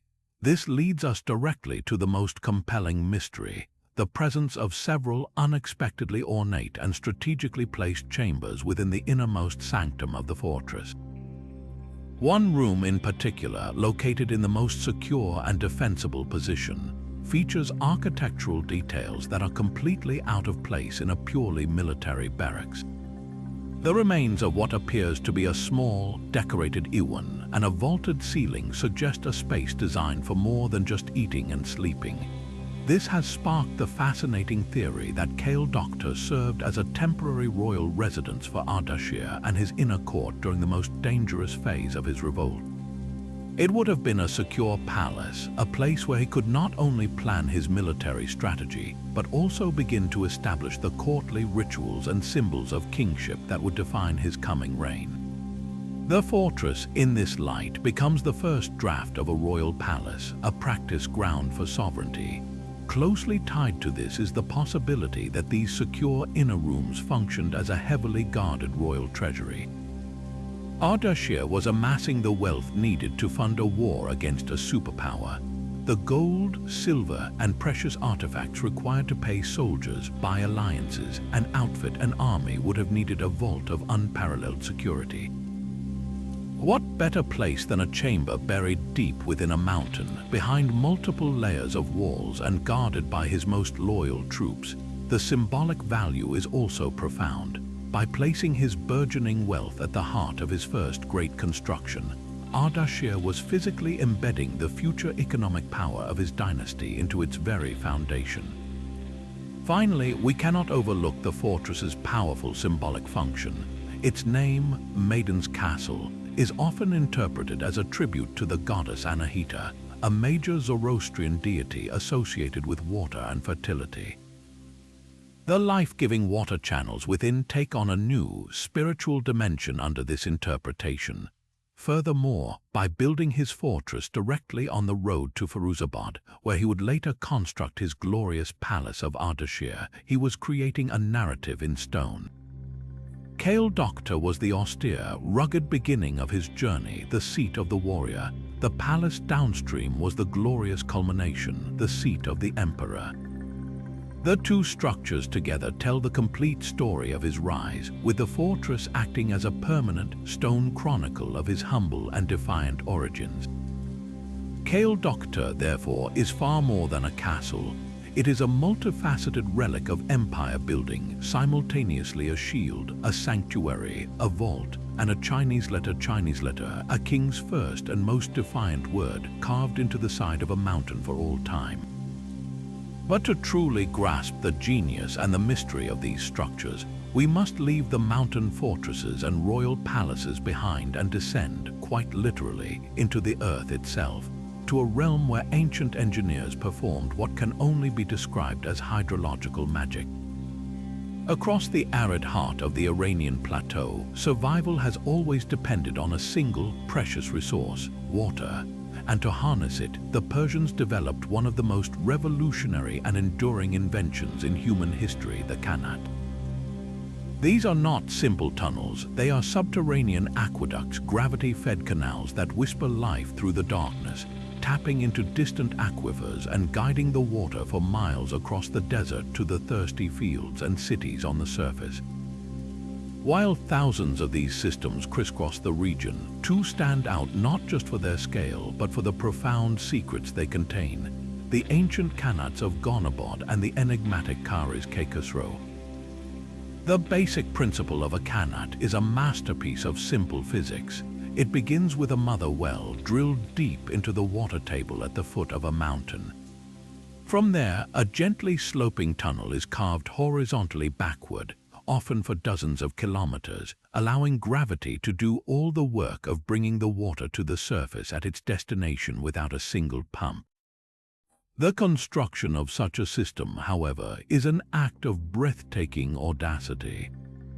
The teams of skilled workers, known as mukanis, would dig a series of vertical access shafts down to the required depth, and then tunnel toward each other from the bottom of these shafts, aligning their work with incredible precision using nothing more than simple plumb bobs and oil lamps to maintain direction and grade.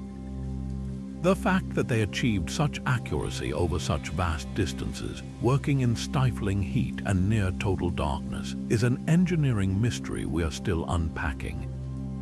The knowledge was passed down orally through generations, a secret science of water and earth that turned the most barren landscapes into blooming gardens. But within these dark, cool corridors, archaeologists have stumbled upon features that suggest a far more complex purpose than just irrigation.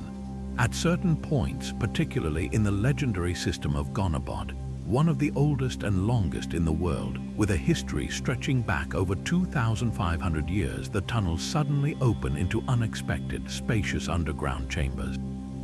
These are not merely widened areas for sediment collection or maintenance. Their shape is too regular, their construction too formal. Some feature smoothed walls and even small, carved niches, as if designed to hold lamps or objects. This discovery immediately sparked a fascinating theory that these hidden rooms, deep beneath the desert and accessible only through a labyrinth of identical-looking shafts, served as secret meeting places. Imagine the context. In times of foreign invasion, political repression, or religious persecution, these silent, life-giving arteries could transform into a clandestine network for a threatened community. For a minority sect, these chambers could have been a sanctuary for performing forbidden rituals safely away from the eyes of the authorities.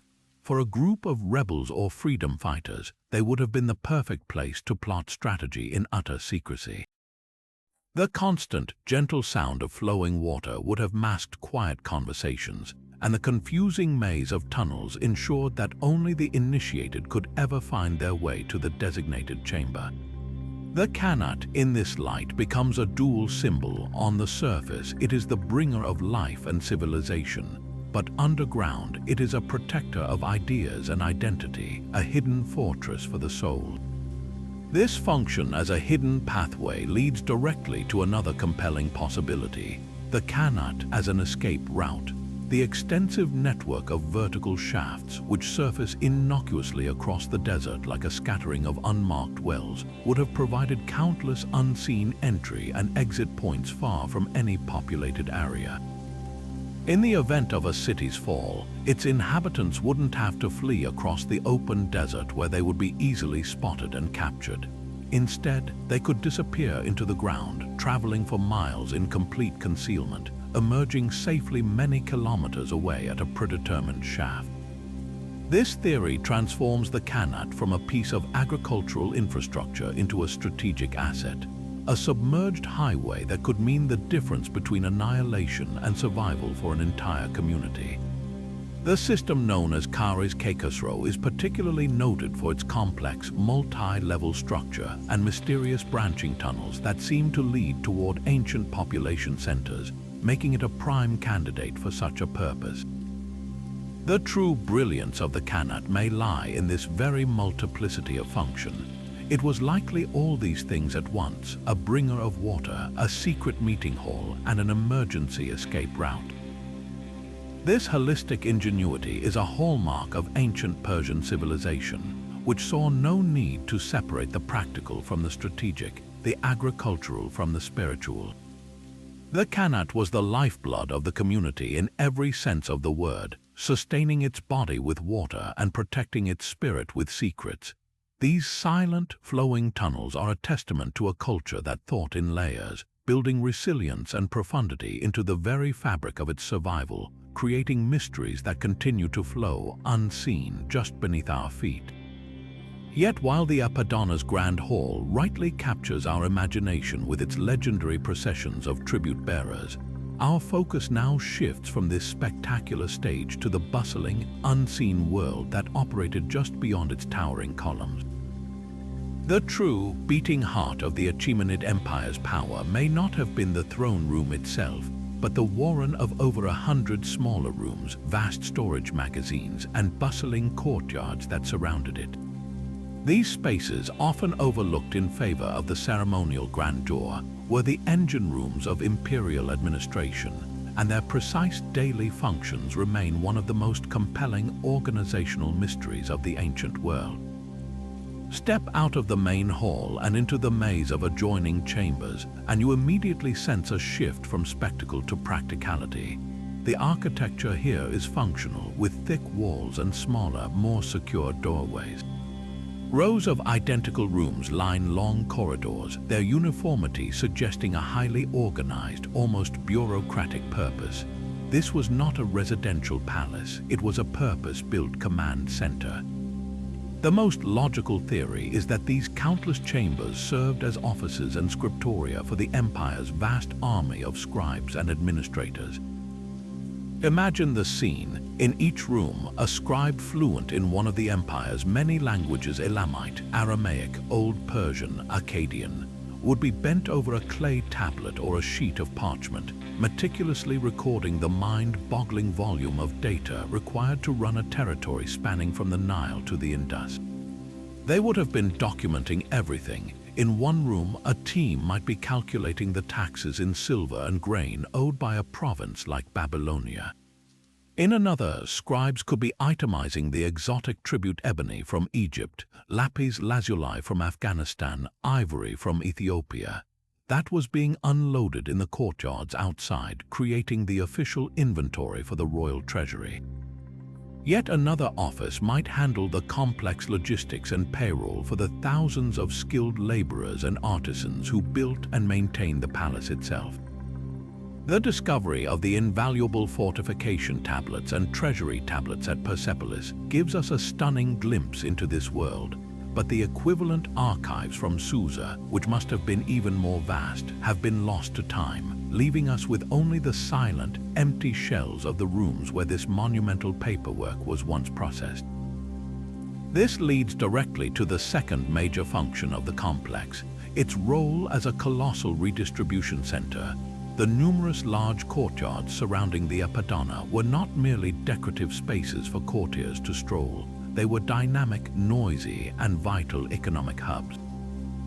This is where the theory of the palace as a ceremonial center expands into something far more pragmatic. These open areas would have been constantly filled with the activity of porters, soldiers, and officials managing the flow of goods.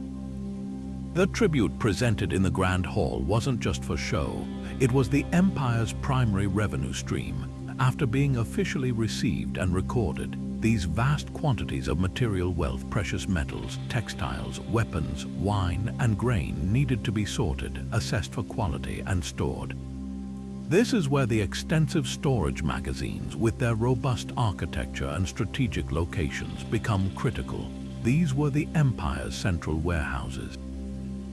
Some magazines, with their reinforced floors and careful ventilation, were designed to hold enormous ceramic jars of grain, oil, and wine, the staples that fed the court, the army, and the thousands of palace workers. Others, more secure and perhaps even guarded, would have stored the processed precious metals, ingots of silver and gold. That were the foundation of the imperial economy, ready to be minted into coin or used to pay for grand projects. The entire complex, therefore, operated like a giant heart, receiving the lifeblood of tribute in its ventricles, the courtyards, processing it through its arteries, the administrative offices, and pumping it out again to the limbs of the empire in the form of payments, rations, and investments. The enduring mystery of Susa's Apadana complex lies in the granular detail of these operations. While we understand the broad strokes, we lack the specific, on-the-ground knowledge of its daily rhythm. How were the scribble offices organized? Was each room dedicated to a specific province or a particular type of record-keeping? How was security maintained over such a diffuse but invaluable cache of goods? The empty rooms offer no answers. They stand as a testament to the breathtaking efficiency and complexity of Achaemenid governance, a system that managed mind-boggling diversity and distance through a relentless commitment to documentation and logistics. The Apadana's true genius wasn't just its ability to awe visitors with its scale and beauty. but its deep, integrated design that seamlessly wove the performance of power with the utterly practical machinery required to sustain it. Just a short journey from the breathtaking ceremonial platform of Persepolis lies a place of equally staggering scale, but of a completely different character, the stone quarry of Majdabad. This is not a place of polished perfection and royal procession. It is a landscape frozen in the act of becoming. Here, the raw, unyielding mountain itself was the starting point for the empire's grandeur. Walking among the scattered, half-finished column drums and the ghostly outlines of immense blocks still clinging to the bedrock, you get an unparalleled, almost intimate glimpse into the very first step of construction, a process usually hidden from history. This site is a time capsule of ancient industry, and it holds captivating clues to the ambitions, the methods, and ultimately, the sudden, catastrophic end of the Achaemenid dream. The first thing that strikes you at Majdabad is the sheer evidence of organized, colossal effort. This was not a haphazard digging site, it was a meticulously planned open-air factory. The quarry face is scarred with the precise channels and trenches cut by teams of skilled workers using nothing more than bronze chisels, wooden wedges, and countless gallons of water. The technique was simple yet brilliant. Workers would cut deep channels around a desired block, then drive water-soaked wooden wedges into the seams. As the wood expanded, it would cleanly shear the stone from the living rock. The scale of the operation is humbling. You can see the negative spaces left behind the exact shapes of massive column bases and door jamb blocks that were successfully extracted and, after immense effort, transported down the mountain to become part of Persepolis. These empty slots are a testament to what was achieved, but it is the objects that were not taken away that form the core of the mystery at Majdabad. Dozens of partially completed artifacts litter the site, abandoned exactly as they were over 2 millennia ago. There are enormous column drums, perfectly cylindrical but only partly freed from the stone beneath them, as if the workers simply put down their tools in the middle of a stroke. There are rough-cut blocks that have been only roughly shaped, their final form still locked within. This immediate freeze frame forces us to ask not just how they worked, but why they stopped so abruptly. The most obvious and widely accepted answer points directly to the historical event that shattered the empire, the invasion of Alexander the Great in 330 BC. The timeline fits perfectly. As Alexander's armies advanced, the great building projects at Persepolis would have ground to a halt. The skilled artisans and quarrymen likely dropped everything, either fleeing for their lives or being conscripted for a desperate defense. The quarry, being a remote industrial site, would have been simply abandoned, its unfinished products left to the elements for eternity. Yet, this historical explanation, while logical, only tells part of the story. Looking closer at these abandoned stones raises more nuanced questions. Why were these specific pieces left behind? Was it simply a matter of them being incomplete when the alarm was raised? Or does their state reveal something more specific about the quarrying process itself? Some of the half-extracted blocks showed tiny, hairline fractures or subtle flaws in the stone. It's possible that the ancient overseers, with their expert eyes, identified these imperfections during the extraction process. A single flaw could render a multi-ton block or a delicate column drum useless for a project demanding perfection, as any imperfection could lead to catastrophic failure under the immense weight of the palace roof. In this light, abandonment wasn't always about panic. Sometimes it was a calculated decision about quality control. A flawed block would be left in place as a form of industrial waste, while the workers moved on to a fresh section of pristine stone. Furthermore, the variety of abandoned forms hints at a highly specialized production line. Not every block was a generic rectangle. Some of the partially carved shapes are clearly the beginnings of specific architectural elements, the distinctive bell-shaped bases of columns or the complex profiles of stairway stringers. This suggests that the initial rough shaping was often done right here at the quarry. The logic is sound. It's far more efficient to remove excess weight before undertaking the Herculean task of moving a block dozens of kilometers. This means the quarries at Majdabad were not just sources of raw material, they were the first stage of a precision manufacturing process. The workers here weren't just miners, they were highly skilled stonecutters who understood the final architectural vision. Each abandoned piece, therefore, is a snapshot of a specific moment in this sophisticated chain of production, a fossilized intention that never reached its intended home. The quarry's silent, unfinished stones are more than just abandoned rocks. They are a powerful and poignant narrative. They tell a story of immense ambition and precise skill, but also one of unforeseen interruption and fragile impermanence. They connect the glorious end product of Persepolis directly back to its raw, earthly origins, reminding us that every perfect column and every smooth wall began here, in the dust and sweat of this mountainside. They stand as a monument not to the power of kings, but to the anonymous laborers whose incredible work was literally cut short, leaving their final tasks forever incomplete, a permanent and haunting reminder of how quickly glory can turn to ruin. Nestled in the fertile valleys of the Fars province, the sprawling mounds of Tal-e-Malian mark the remains of one of the most influential cities you've likely never heard of, Anshan. For centuries, this was not a peripheral outpost but a powerhouse, serving as a highland capital for the great Elamite civilization and a vital counterpart to its lowland partners like Susa. Walking across this vast site today, you're treading on the layers of a metropolis that witnessed over 2,000 years of history, from the rise of early kingdoms to its eventual absorption into the expanding Persian Empire.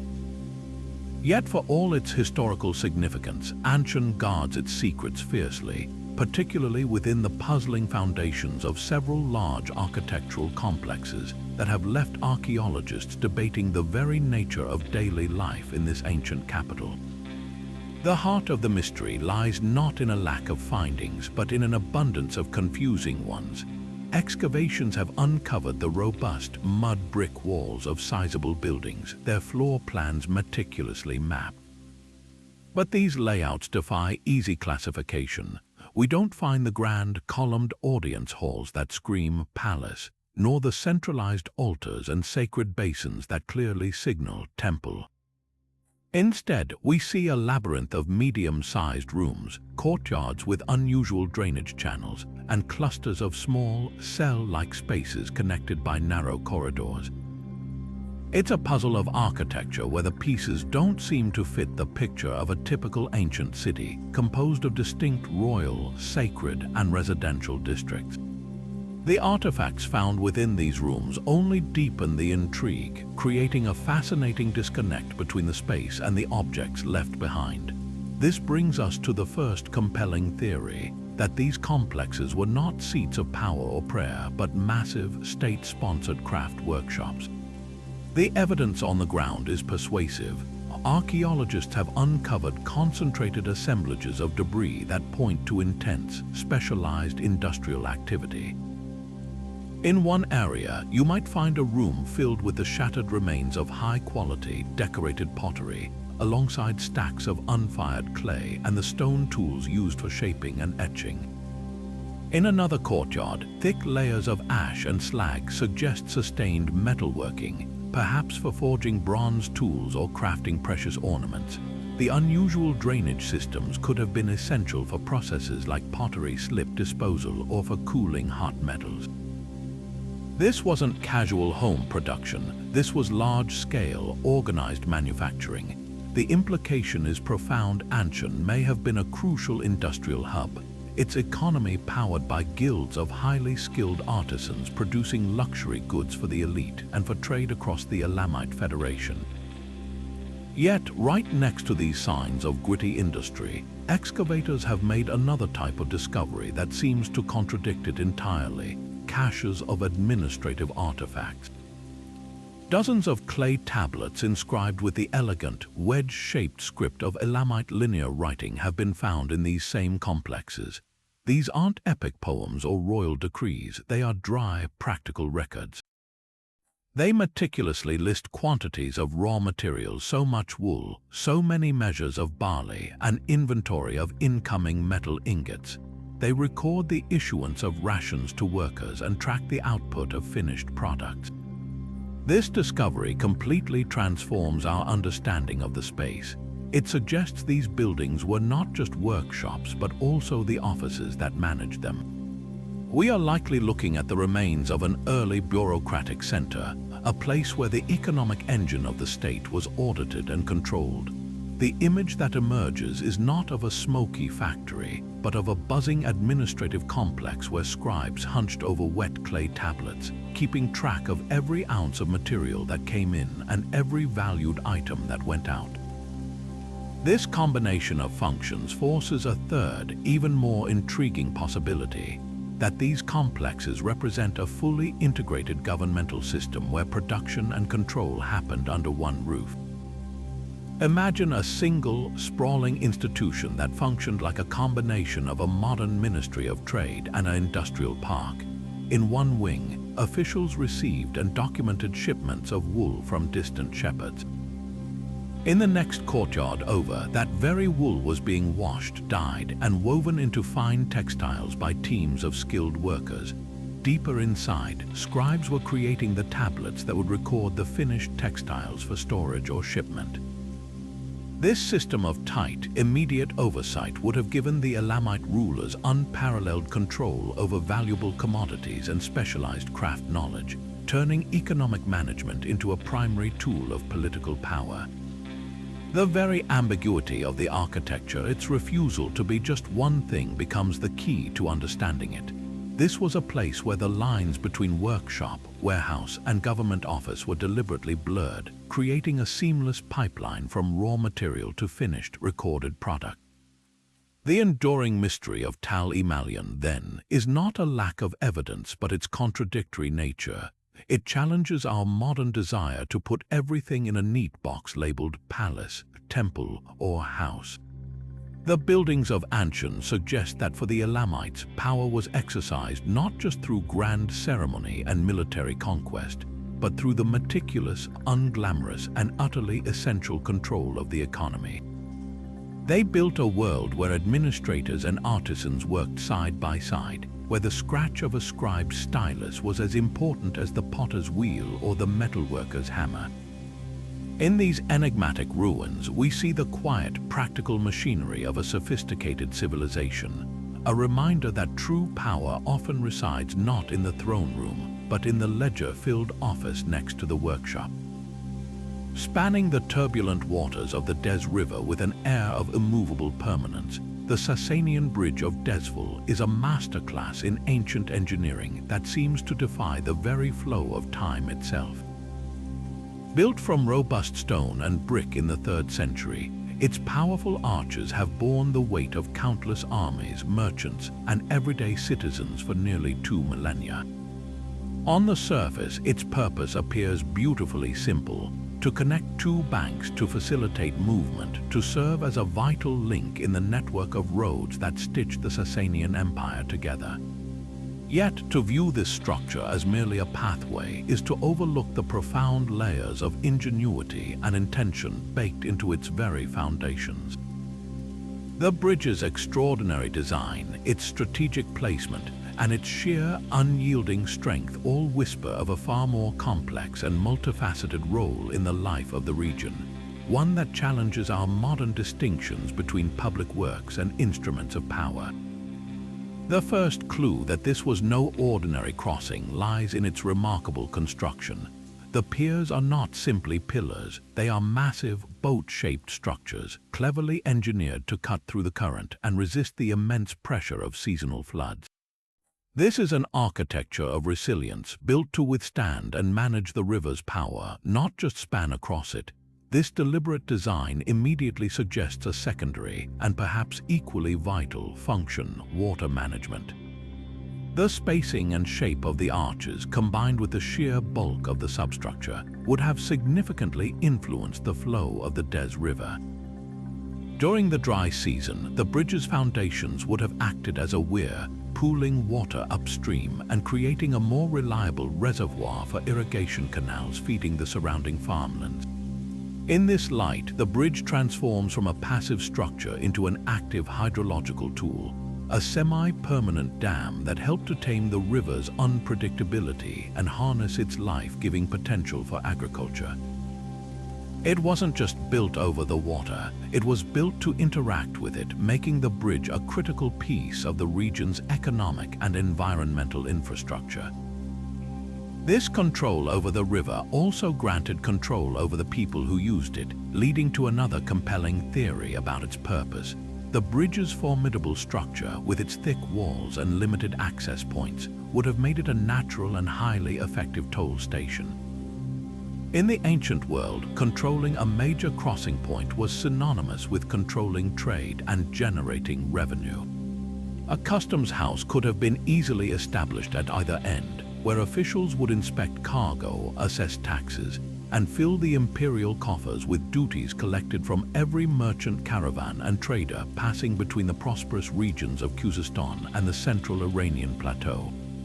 The bridge, therefore, was not just a conduit for commerce but a choke point for its taxation, a machine for generating wealth. The same stone that provided passage also guaranteed that the state would get its share of the profits, turning a public utility into a powerful engine of fiscal policy. Yet the potential functions extend even further into the realm of security and defense. The Sasanian Empire was no stranger to conflict, and major river crossings were obvious strategic vulnerabilities.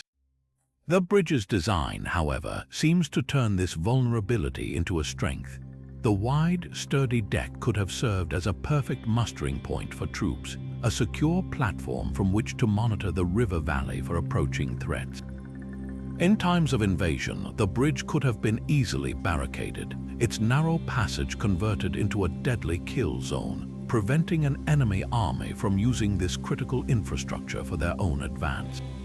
Furthermore, by manipulating the water flow upstream as a dam, the defenders could potentially have created intentional flooding to bog down an approaching force or isolate them on the wrong side of the river.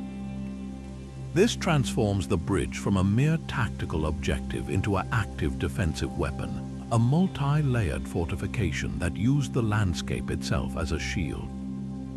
So, was it a bridge, a dam, a toll booth, or a fortress? The most satisfying conclusion is that it was designed to be all of these things from the very beginning. The Sasanian engineers exhibited a holistic genius, creating a single structure that addressed multiple imperial needs simultaneously.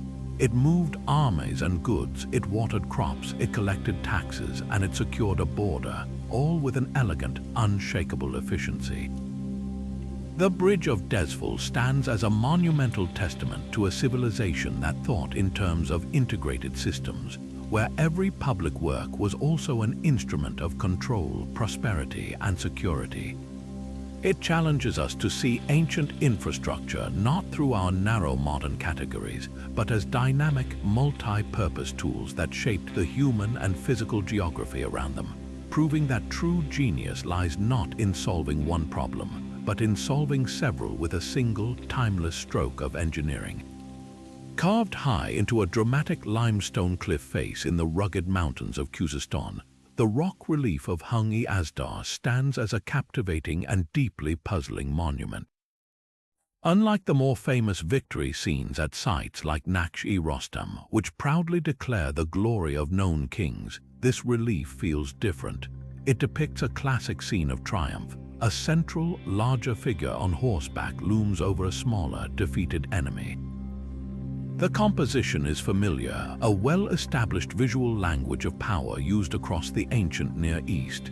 Yet, as your eyes travel across the weathered stone, you're drawn to the details that don't belong, the elements that make this particular carving an enduring enigma.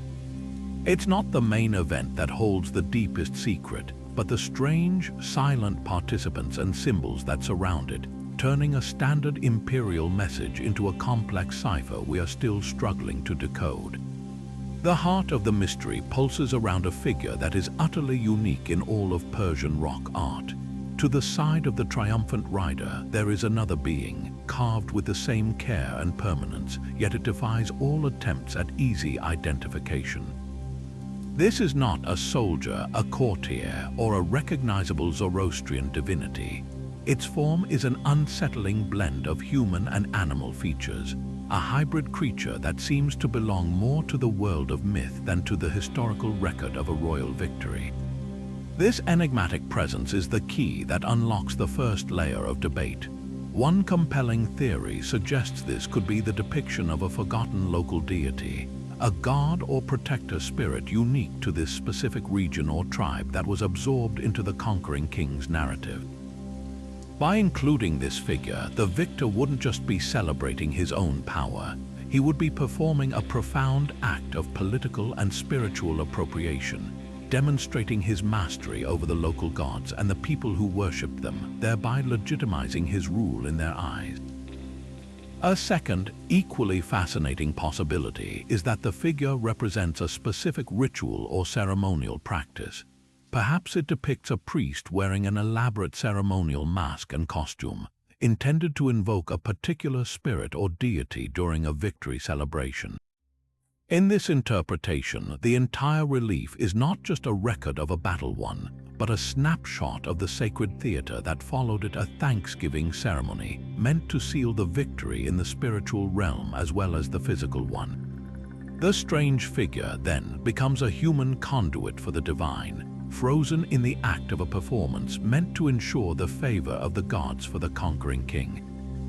This transforms the relief from a simple historical record into a sacred artifact, a permanent prayer etched into the mountain that was believed to actively maintain the cosmic order the victory had achieved. Then there are the symbols scattered around the central scene, often overlooked in favor of the more dramatic figures, are a series of cryptic icons and markings. These aren't the standardized symbols of known royal inscriptions. They are unusual, seemingly abstract shapes that could be anything from astrological signs marking the date of the battle to coded clan insignia, or even a form of primitive map denoting the territory conquered. The most tantalizing theory is that these symbols form a hidden message, a coded layer of meaning intended only for a select few initiates who understood their significance. This could have been a way for the king to claim a hidden source of knowledge or power, or to send a veiled threat to rival factions within his own court who would understand the subtext. The relief in this light becomes a piece of sophisticated propaganda with two audiences: the general populace who would see a simple victory scene, and the elite who could read the deeper, more dangerous message woven into the stone.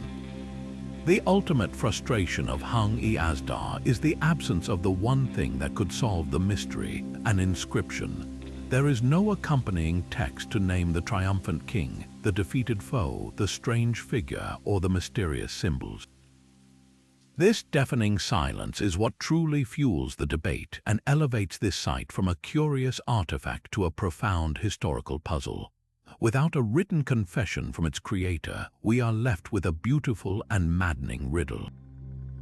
Was it meant to honor a forgotten god, to document a lost ritual, or to carry a secret message across the centuries?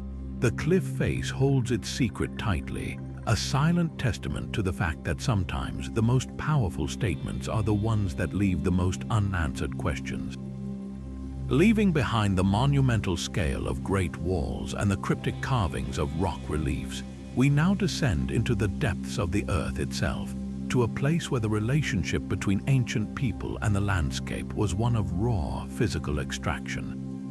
Tucked away in the mountains near the town of Veshneve lies an extensive network of ancient tunnels, their entrances gaping like dark mouths in the hillside. This is not a site of grand architecture or artistic expression, but one of immense, gritty industry. The surrounding area is littered with the unmistakable debris of mining mounds of slag, shattered stone tools, and the faded, colorful streaks of mineral deposits staining the soil. The initial, logical conclusion is that we are looking at the remains of a crucial industrial operation, a place where the wealth of the earth was hauled into the light to fuel the ambitions of a growing civilization. But as with so many sites in ancient Persia, the story at Veshnave quickly becomes more complex, suggesting that the act of digging into the sacred earth may have been about far more than just material gain.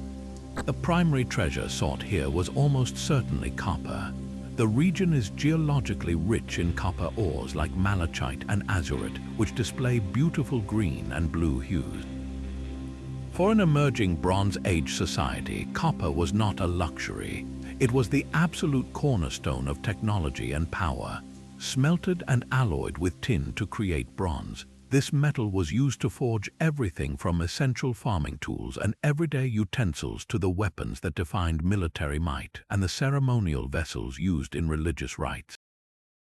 The mine at Veshnave would have been a place of constant, grueling labor. Using stone hammers and fire-setting techniques, heating the rock with fire and then dousing it with water to cause it to fracture, teams of miners would have slowly, perilously carved these tunnels into the mountain. The scale of the operation indicates this was a long-term, highly organized endeavor, likely sponsored by a central authority that understood the critical importance of controlling this strategic resource. This brings us to the puzzling settlement nestled in the valley just below the mine shafts. On the surface, it fits the classic model of a company town. The remains of simple, identical dwellings built from local stone would have housed the miners and their families. You would find workshops for maintaining tools, areas for preliminary ore processing, and storage pits for supplies.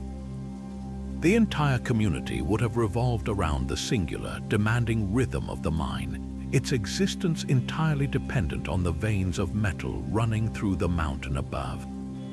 This practical explanation is perfectly sound and likely formed the backbone of daily life at Veshnave for centuries. However, scattered amongst these utilitarian structures, archaeologists have noted a few anomalies that don't quite fit the purely industrial narrative. The discovery of a small, unusually constructed building on a slight promontory overlooking the mine entrances is particularly intriguing. Its foundation is more robust and carefully made than the domestic structures, and its layout is atypical. Within and around it, fragments of a different kind of pottery have been found, not the coarse, utilitarian ware used for cooking and storage, but finer, decorated vessels of a type often associated with ritual offerings or funerary practices. Furthermore, a number of unusual artifacts have been recovered from the mine entrances themselves. Small, carefully carved stone figurines and amulets depicting what appear to be protective deities or spirits. These finds open the door to a far more fascinating possibility: that the mining operation at Veshnave was imbued with profound ritual significance. In the ancient world, the earth was not viewed as an inert resource to be plundered, but as a living, sacred entity. Digging deep into it was considered a dangerous and potentially disruptive act, one that could anger powerful chthonic spirits or deities believed to guard the underground treasures. The strange building overlooking the mine may not have been a foreman's office, but a small shrine or temple. Here, a resident priest or spiritual leader might have performed ceremonies to appease the earth spirits before each new tunnel was started, offering libations from those fine vessels to seek permission and protection for the miners. The figurines found at the tunnel mouths strengthen this theory dramatically. They were likely placed there as talismans, protective guardians for the men venturing into the darkness, a literal underground army of stone sentries watching over the living. The act of mining, therefore, transforms from a purely economic activity into a sacred contract with the divine. Each piece of copper ore extracted was not just a commodity, it was a gift from the gods of the underworld, granted only through proper respect and ritual observance. The entire community, from the lowliest laborer to the overseeing authorities, would have understood that their physical safety and the success of their endeavor depended as much on spiritual compliance as on technical skill. So, was Veshnave a mining town or a sacred site? The evidence compellingly suggests it was both, in a seamless fusion that would have made perfect sense to its inhabitants. It was a place where the pragmatic and the spiritual were inextricably linked, where the clang of stone hammers was accompanied by the whispered words of prayers, and where the wealth of an empire was wrested from the earth only after first honoring the powers believed to dwell within it. The silent tunnels of Vaishnavi remind us that for ancient cultures, no endeavor, no matter how physical or industrial, was ever truly separate from the world of the sacred. Rising from the modern bustle of one of Iran's most magnificent cities lies a silent, overlooked hill that holds the deep-time secrets of its origins. In the heart of Isfahan, a place world-famous for the Islamic splendors of Naqshi Jahan Square and its breathtaking bridges, the ancient mound of Jahel Tepe stands as an unassuming sentinel to a forgotten past. This is not just another hill, it is a layered archive of pre-Islamic history, a massive man-made tell formed by centuries of human habitation, each stratum holding clues to a time long before the city became a jewel of the Persian Islamic world. To stand atop Jahel Tepe today is to literally stand above a buried metropolis, a precursor city whose name and true character have been lost to time, challenging us to imagine what magnificent structures and daily life existed here when this was not the center of Isfahan, but its very beginning. The primary enigma of Jahel Tepe and other ancient mounds scattered around the city is the utter lack of definitive identification. Who built the first major structures here and for what purpose? The sheer size of the mound suggests it was not a minor settlement but a significant hub, likely active during the Sasanian era and possibly even earlier in the Parthian period. This places its origins in a time of great empires, yet it remains strangely absent from the detailed historical records that have survived. The first compelling theory is that this was the core of a major military garrison, the original Spahan that gave the city its name. In the Sasanian Empire's sophisticated defensive network, key cities served as fortified nodes. The elevated position of Jahel Tepe is perfect for a citadel, offering a panoramic view of the surrounding plains and the Zayende Rud River Valley, allowing a garrison to monitor and control all movement through this crucial region. The mound itself could be the eroded remains of massive defensive ramparts, its slopes once lined with formidable walls that protected a core of administrative buildings and barracks for the elite Asvaran cavalry. However, the strategic location also points to another, equally vital function: commerce. Isfahan sits at a natural crossroads, a fertile plain connecting the great cities of the Persian heartland to the east with the cultural and economic centers of the west. This has led many scholars to propose that Jahel Tepe was not a fortress first, but a prosperous caravanserai or trading post that grew into a town. The mound could conceal the remains of vast warehouses, marketplaces, and workshops where goods from across the empire and beyond were stored, taxed, and exchanged. The artifacts found in the area fragments of pottery, forgotten coins, and pieces of glassware hint at a thriving economic life. In this interpretation, the site's importance came not from the sword, but from the merchant's scale, a place where wealth was generated through trade long before it was secured by walls. Yet the most intriguing possibility lies in the spiritual realm. Zoroastrianism was the state religion of the Sasanian Empire, and every major settlement had its fire temple.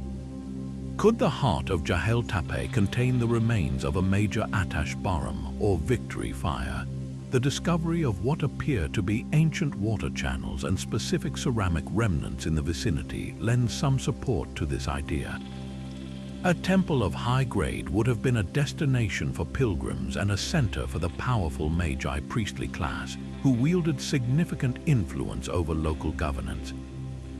This would make the early city a religious capital for the region, a place of spiritual authority that later provided a natural foundation for the Islamic theological schools that made Isfahan famous. The true function of the site was likely a powerful combination of all three, a holy place that needed protection, which in turn attracted the trade and wealth that required a military garrison to defend it. The silent earth of Jahel Tepe doesn't hold a single secret, but an entire layered identity, waiting for the archaeologist's trowel to finally separate the soldier's barracks from the merchant's stall and the priest's altar. Our final destination on this journey through the unknown brings us to the windswept Gorgon plain, to the haunting remnants of a city that history nearly forgot Temesha. Encircled by the crumbling might of what was once one of the longest ancient walls in the world, the Great Wall of Gorgon, this city was a crucial frontier outpost of the Sasanian Empire. From a distance, the site presents a classic image of a fortified border town, its defensive walls and watchtowers standing as a testament to a constant state of vigilance against the nomadic threats from the northern steppes. But to walk through its silent streets is to sense a profound dissonance, a puzzle woven into the very fabric of its urban plan that challenges our understanding of what a city like this was truly meant to be. The initial layout of Temesha follows a logical, military-minded design. The outer fortifications are formidable, with thick, mud brick walls reinforced by regularly spaced bastions clearly built to withstand a siege. The city gates are narrow and strategically placed for easy defense. Inside, the expected grid of a Sasanian settlement is evident. A network of streets connecting residential quarters, commercial areas with the foundations of shops and workshops, and what appear to be standard administrative buildings. It paints a clear picture of a community living on the edge of the empire, its daily rhythm dictated by the demands of defense and the comings and goings of soldiers and traders. This is the story the outer shells of the buildings tell, but at the city's heart, that story takes a bizarre and captivating turn. Rising from the center of Temesha are the ruins of several enormous, non-residential structures that utterly defy conventional classification. These are not grand palaces or traditional fire temples, the two anchors we would expect to find in a major Sasanian city. Instead, their architecture is uniquely perplexing. One colossal building features a series of vast, interconnected, and completely open courtyards, devoid of any evidence of roofing or permanent interior walls. The floors are paved with tightly fitted stone, worn smooth not by the footsteps of a few, but by what appears to be the constant movement of many. Another structure is a complex of unusually long, narrow chambers arranged in a radial pattern around a central point, like the petals of a stone flower, with no clear altars, throne platforms, or hearths to indicate its use. The sheer scale and peculiar design of these central complexes suggest a purpose that was central to the city's identity, yet completely unlike that of any other known Sasanian urban center. This architectural enigma fuels a firestorm of theories about Temesha's true raison d'etre. The most obvious explanation, given its location, is that it was a massive military mustering and training ground. The vast open courtyards could have been parade grounds for reviewing troops or drilling new recruits drawn from across the empire. The radial buildings might have served as arsenals for storing thousands of weapons, or as barracks designed to house specialized units like elite cavalry or archers. In this light, Temesha wasn't just a city that had a garrison. It was a city that was a garrison, a purpose-built military academy and logistical hub on a scale rarely seen in the ancient world. Yet another compelling idea connects these strange structures to the immense economic machinery required to maintain the nearby Great Wall of Gorgon. The wall's construction and manning consumed staggering resources. Temesha's central complexes, with their sprawling, warehouse-like design, could have been the empire's central distribution center for the entire northern frontier. Imagine these open yards filled with stacks of bricks produced from the nearby kilns, piles of grain to feed the garrison soldiers, and workshops dedicated solely to producing and repairing arms and armor. The radial buildings might have been the administrative offices for the countless clerks and quartermasters who managed this endless flow of material, turning the city into the beating logistical heart of the entire defensive network. Perhaps the most intriguing theory, however, ventures into the realm of the spiritual and the symbolic. The unique radial design of one complex bears a curious resemblance to later Islamic caravanserais, and even some descriptions of Zoroastrian ritual spaces meant to represent the universe. Could Tamisha have been more than a military base? Was it also a designed ceremonial center, a place where incoming nomadic tribes or conquered peoples were brought to swear allegiance to the Sasanian emperor and the Zoroastrian faith? The open courtyards could have hosted large-scale ceremonies of submission and integration, a place where the empire's political and religious authority was physically imposed upon its new subjects through powerful, orchestrated spectacle. This would make Tamisha a unique hybrid, part fortress, part factory, and part stage for the theater of imperial power. The mystery of Tamisha is compounded by its abrupt and catastrophic end.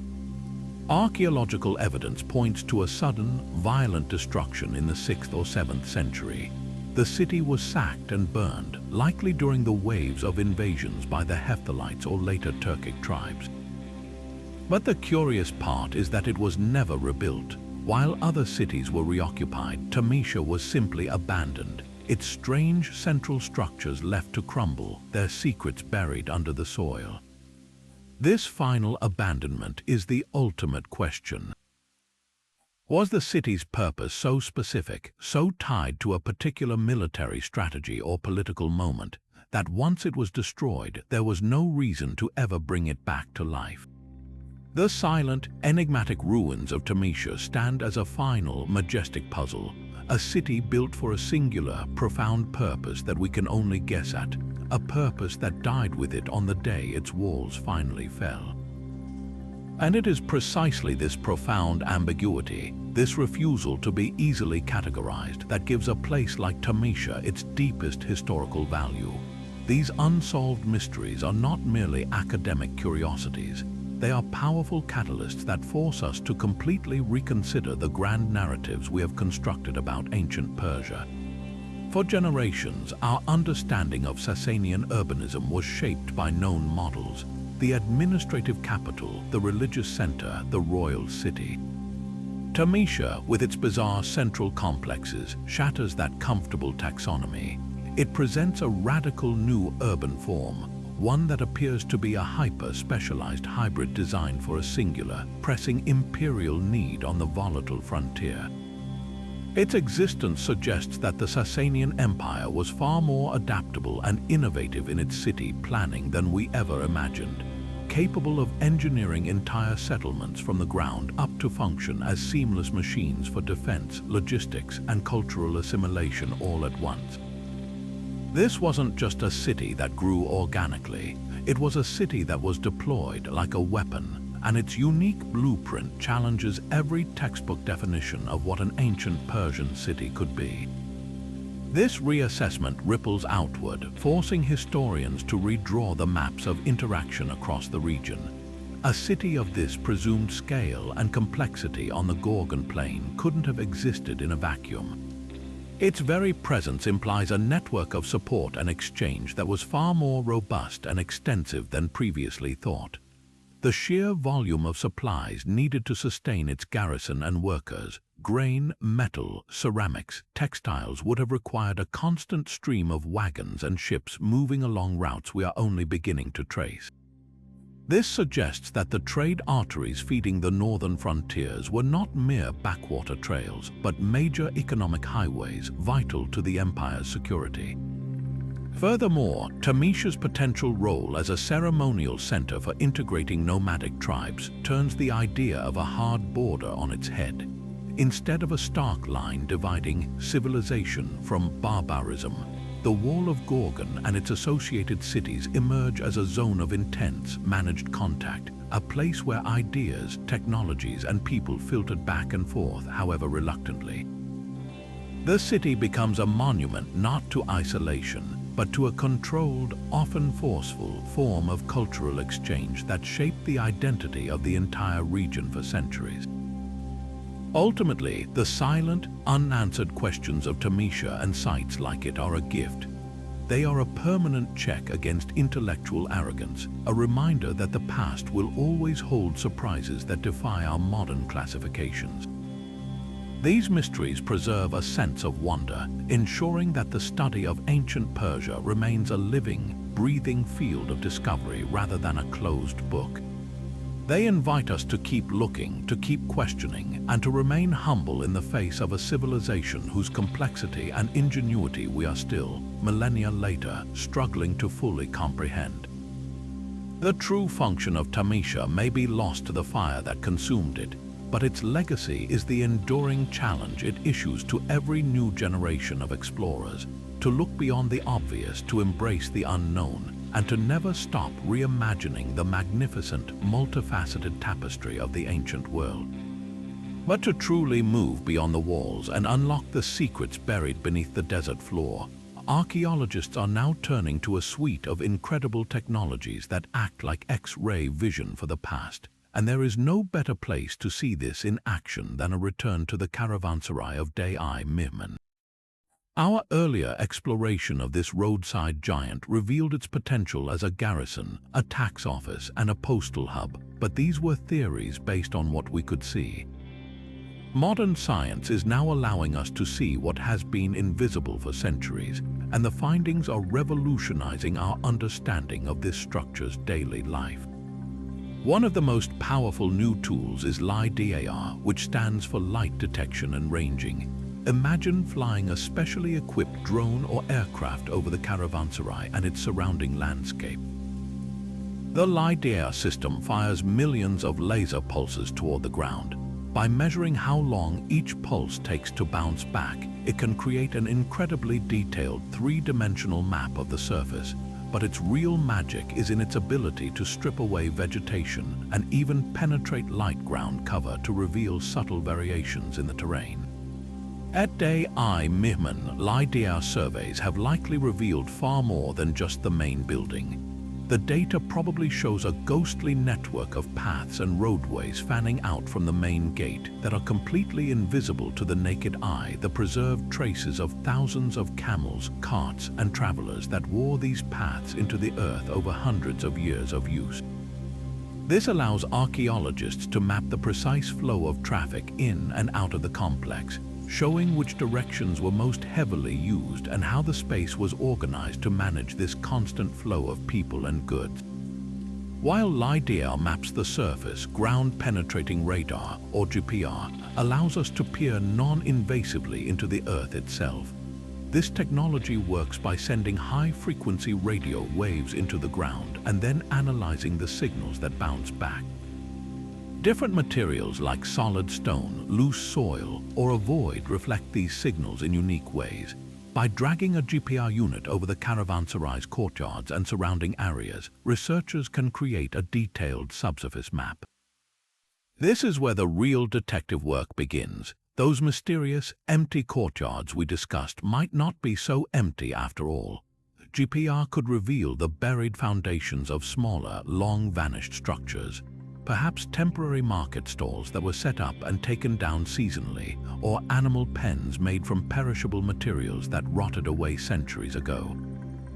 Most excitingly, it could locate hidden subterranean features like sealed storage pits, cisterns, or even a previously unknown network of tunnels, finally providing physical evidence for the theory that this was a major customs and storage depot. Perhaps the most subtle but equally revealing technique is the chemical analysis of soils. Every human activity leaves a unique chemical signature in the ground. At a site like Day-i-Mihman, archaeologists take small core samples from various locations, the stables, the central courtyard, the gatehouse, and analyze them in a laboratory for elevated levels of specific elements. A spot showing remarkably high concentrations of phosphates and nitrates likely indicates a place where animal waste was concentrated for a long time, confirming the location and scale of the caravanserai stables. An area with unusually high traces of metals like copper or lead might pinpoint a workshop for repairing tools, horse tackle, or even weapons for the garrison. Most intriguingly, soil analysis could finally settle the debate about the postal service. an area showing a persistent, localized spike in organic material associated with fast-decaying plant matter could mark the spot where fresh fodder was stored for the relay horses of the Chapar Kone system, providing concrete proof that this was a node in the legendary Persian communication network. Together, these technologies are not just confirming old theories, they are building an entirely new, multidimensional picture of the caravanserai. We are moving from interpreting a silent, static ruin to reconstructing a vibrant, noisy, and incredibly busy hub of ancient activity.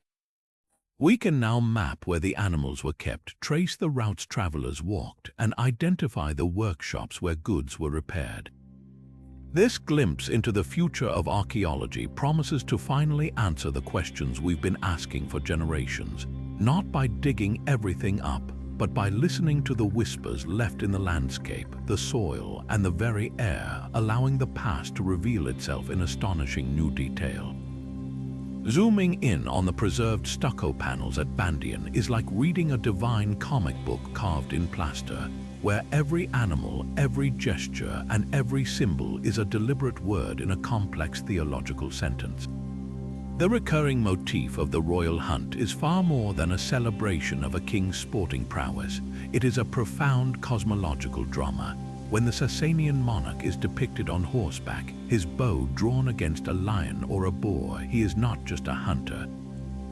He is acting as the representative of the Zoroastrian god of light and wisdom, Ahura Mazda, actively combating the forces of chaos, darkness, and falsehood embodied by the lion, which symbolizes the destructive spirit Angra Mainyu. This wasn't mere decoration. It was a visual sermon reinforcing the divine right of the king to rule and his sacred duty to maintain cosmic order or a Shah through his earthly actions. The temple's walls served as a constant reminder to the elite viewers that their power and privilege came with a heavy spiritual responsibility to uphold this balance. The specific depictions of deities provide an even more intimate glimpse into the temple's unique liturgical function. Alongside the expected imagery of water goddess Anahita, associated with fertility and royalty, and the divine glory of Kehchvarina, we see what many experts believe to be a representation of the legendary Kayanian crown. This wasn't just a fashion statement. By linking the current Sasanian ruler, likely Peroz, to this mythical dynasty of heroes from the Zoroastrian holy text, the Avesta, the priests were performing a powerful act of political theology. They were visually arguing for the legitimacy and timelessness of his reign, embedding his authority within an eternal, sacred narrative. This suggests that rituals performed within these halls may have included investiture ceremonies or anniversaries that explicitly connected the living king to this hallowed, legendary past, making Bandian a stage for legitimizing Sasanian power. Perhaps the most captivating and unique elements are the intricate floral and geometric patterns that frame these grand narratives.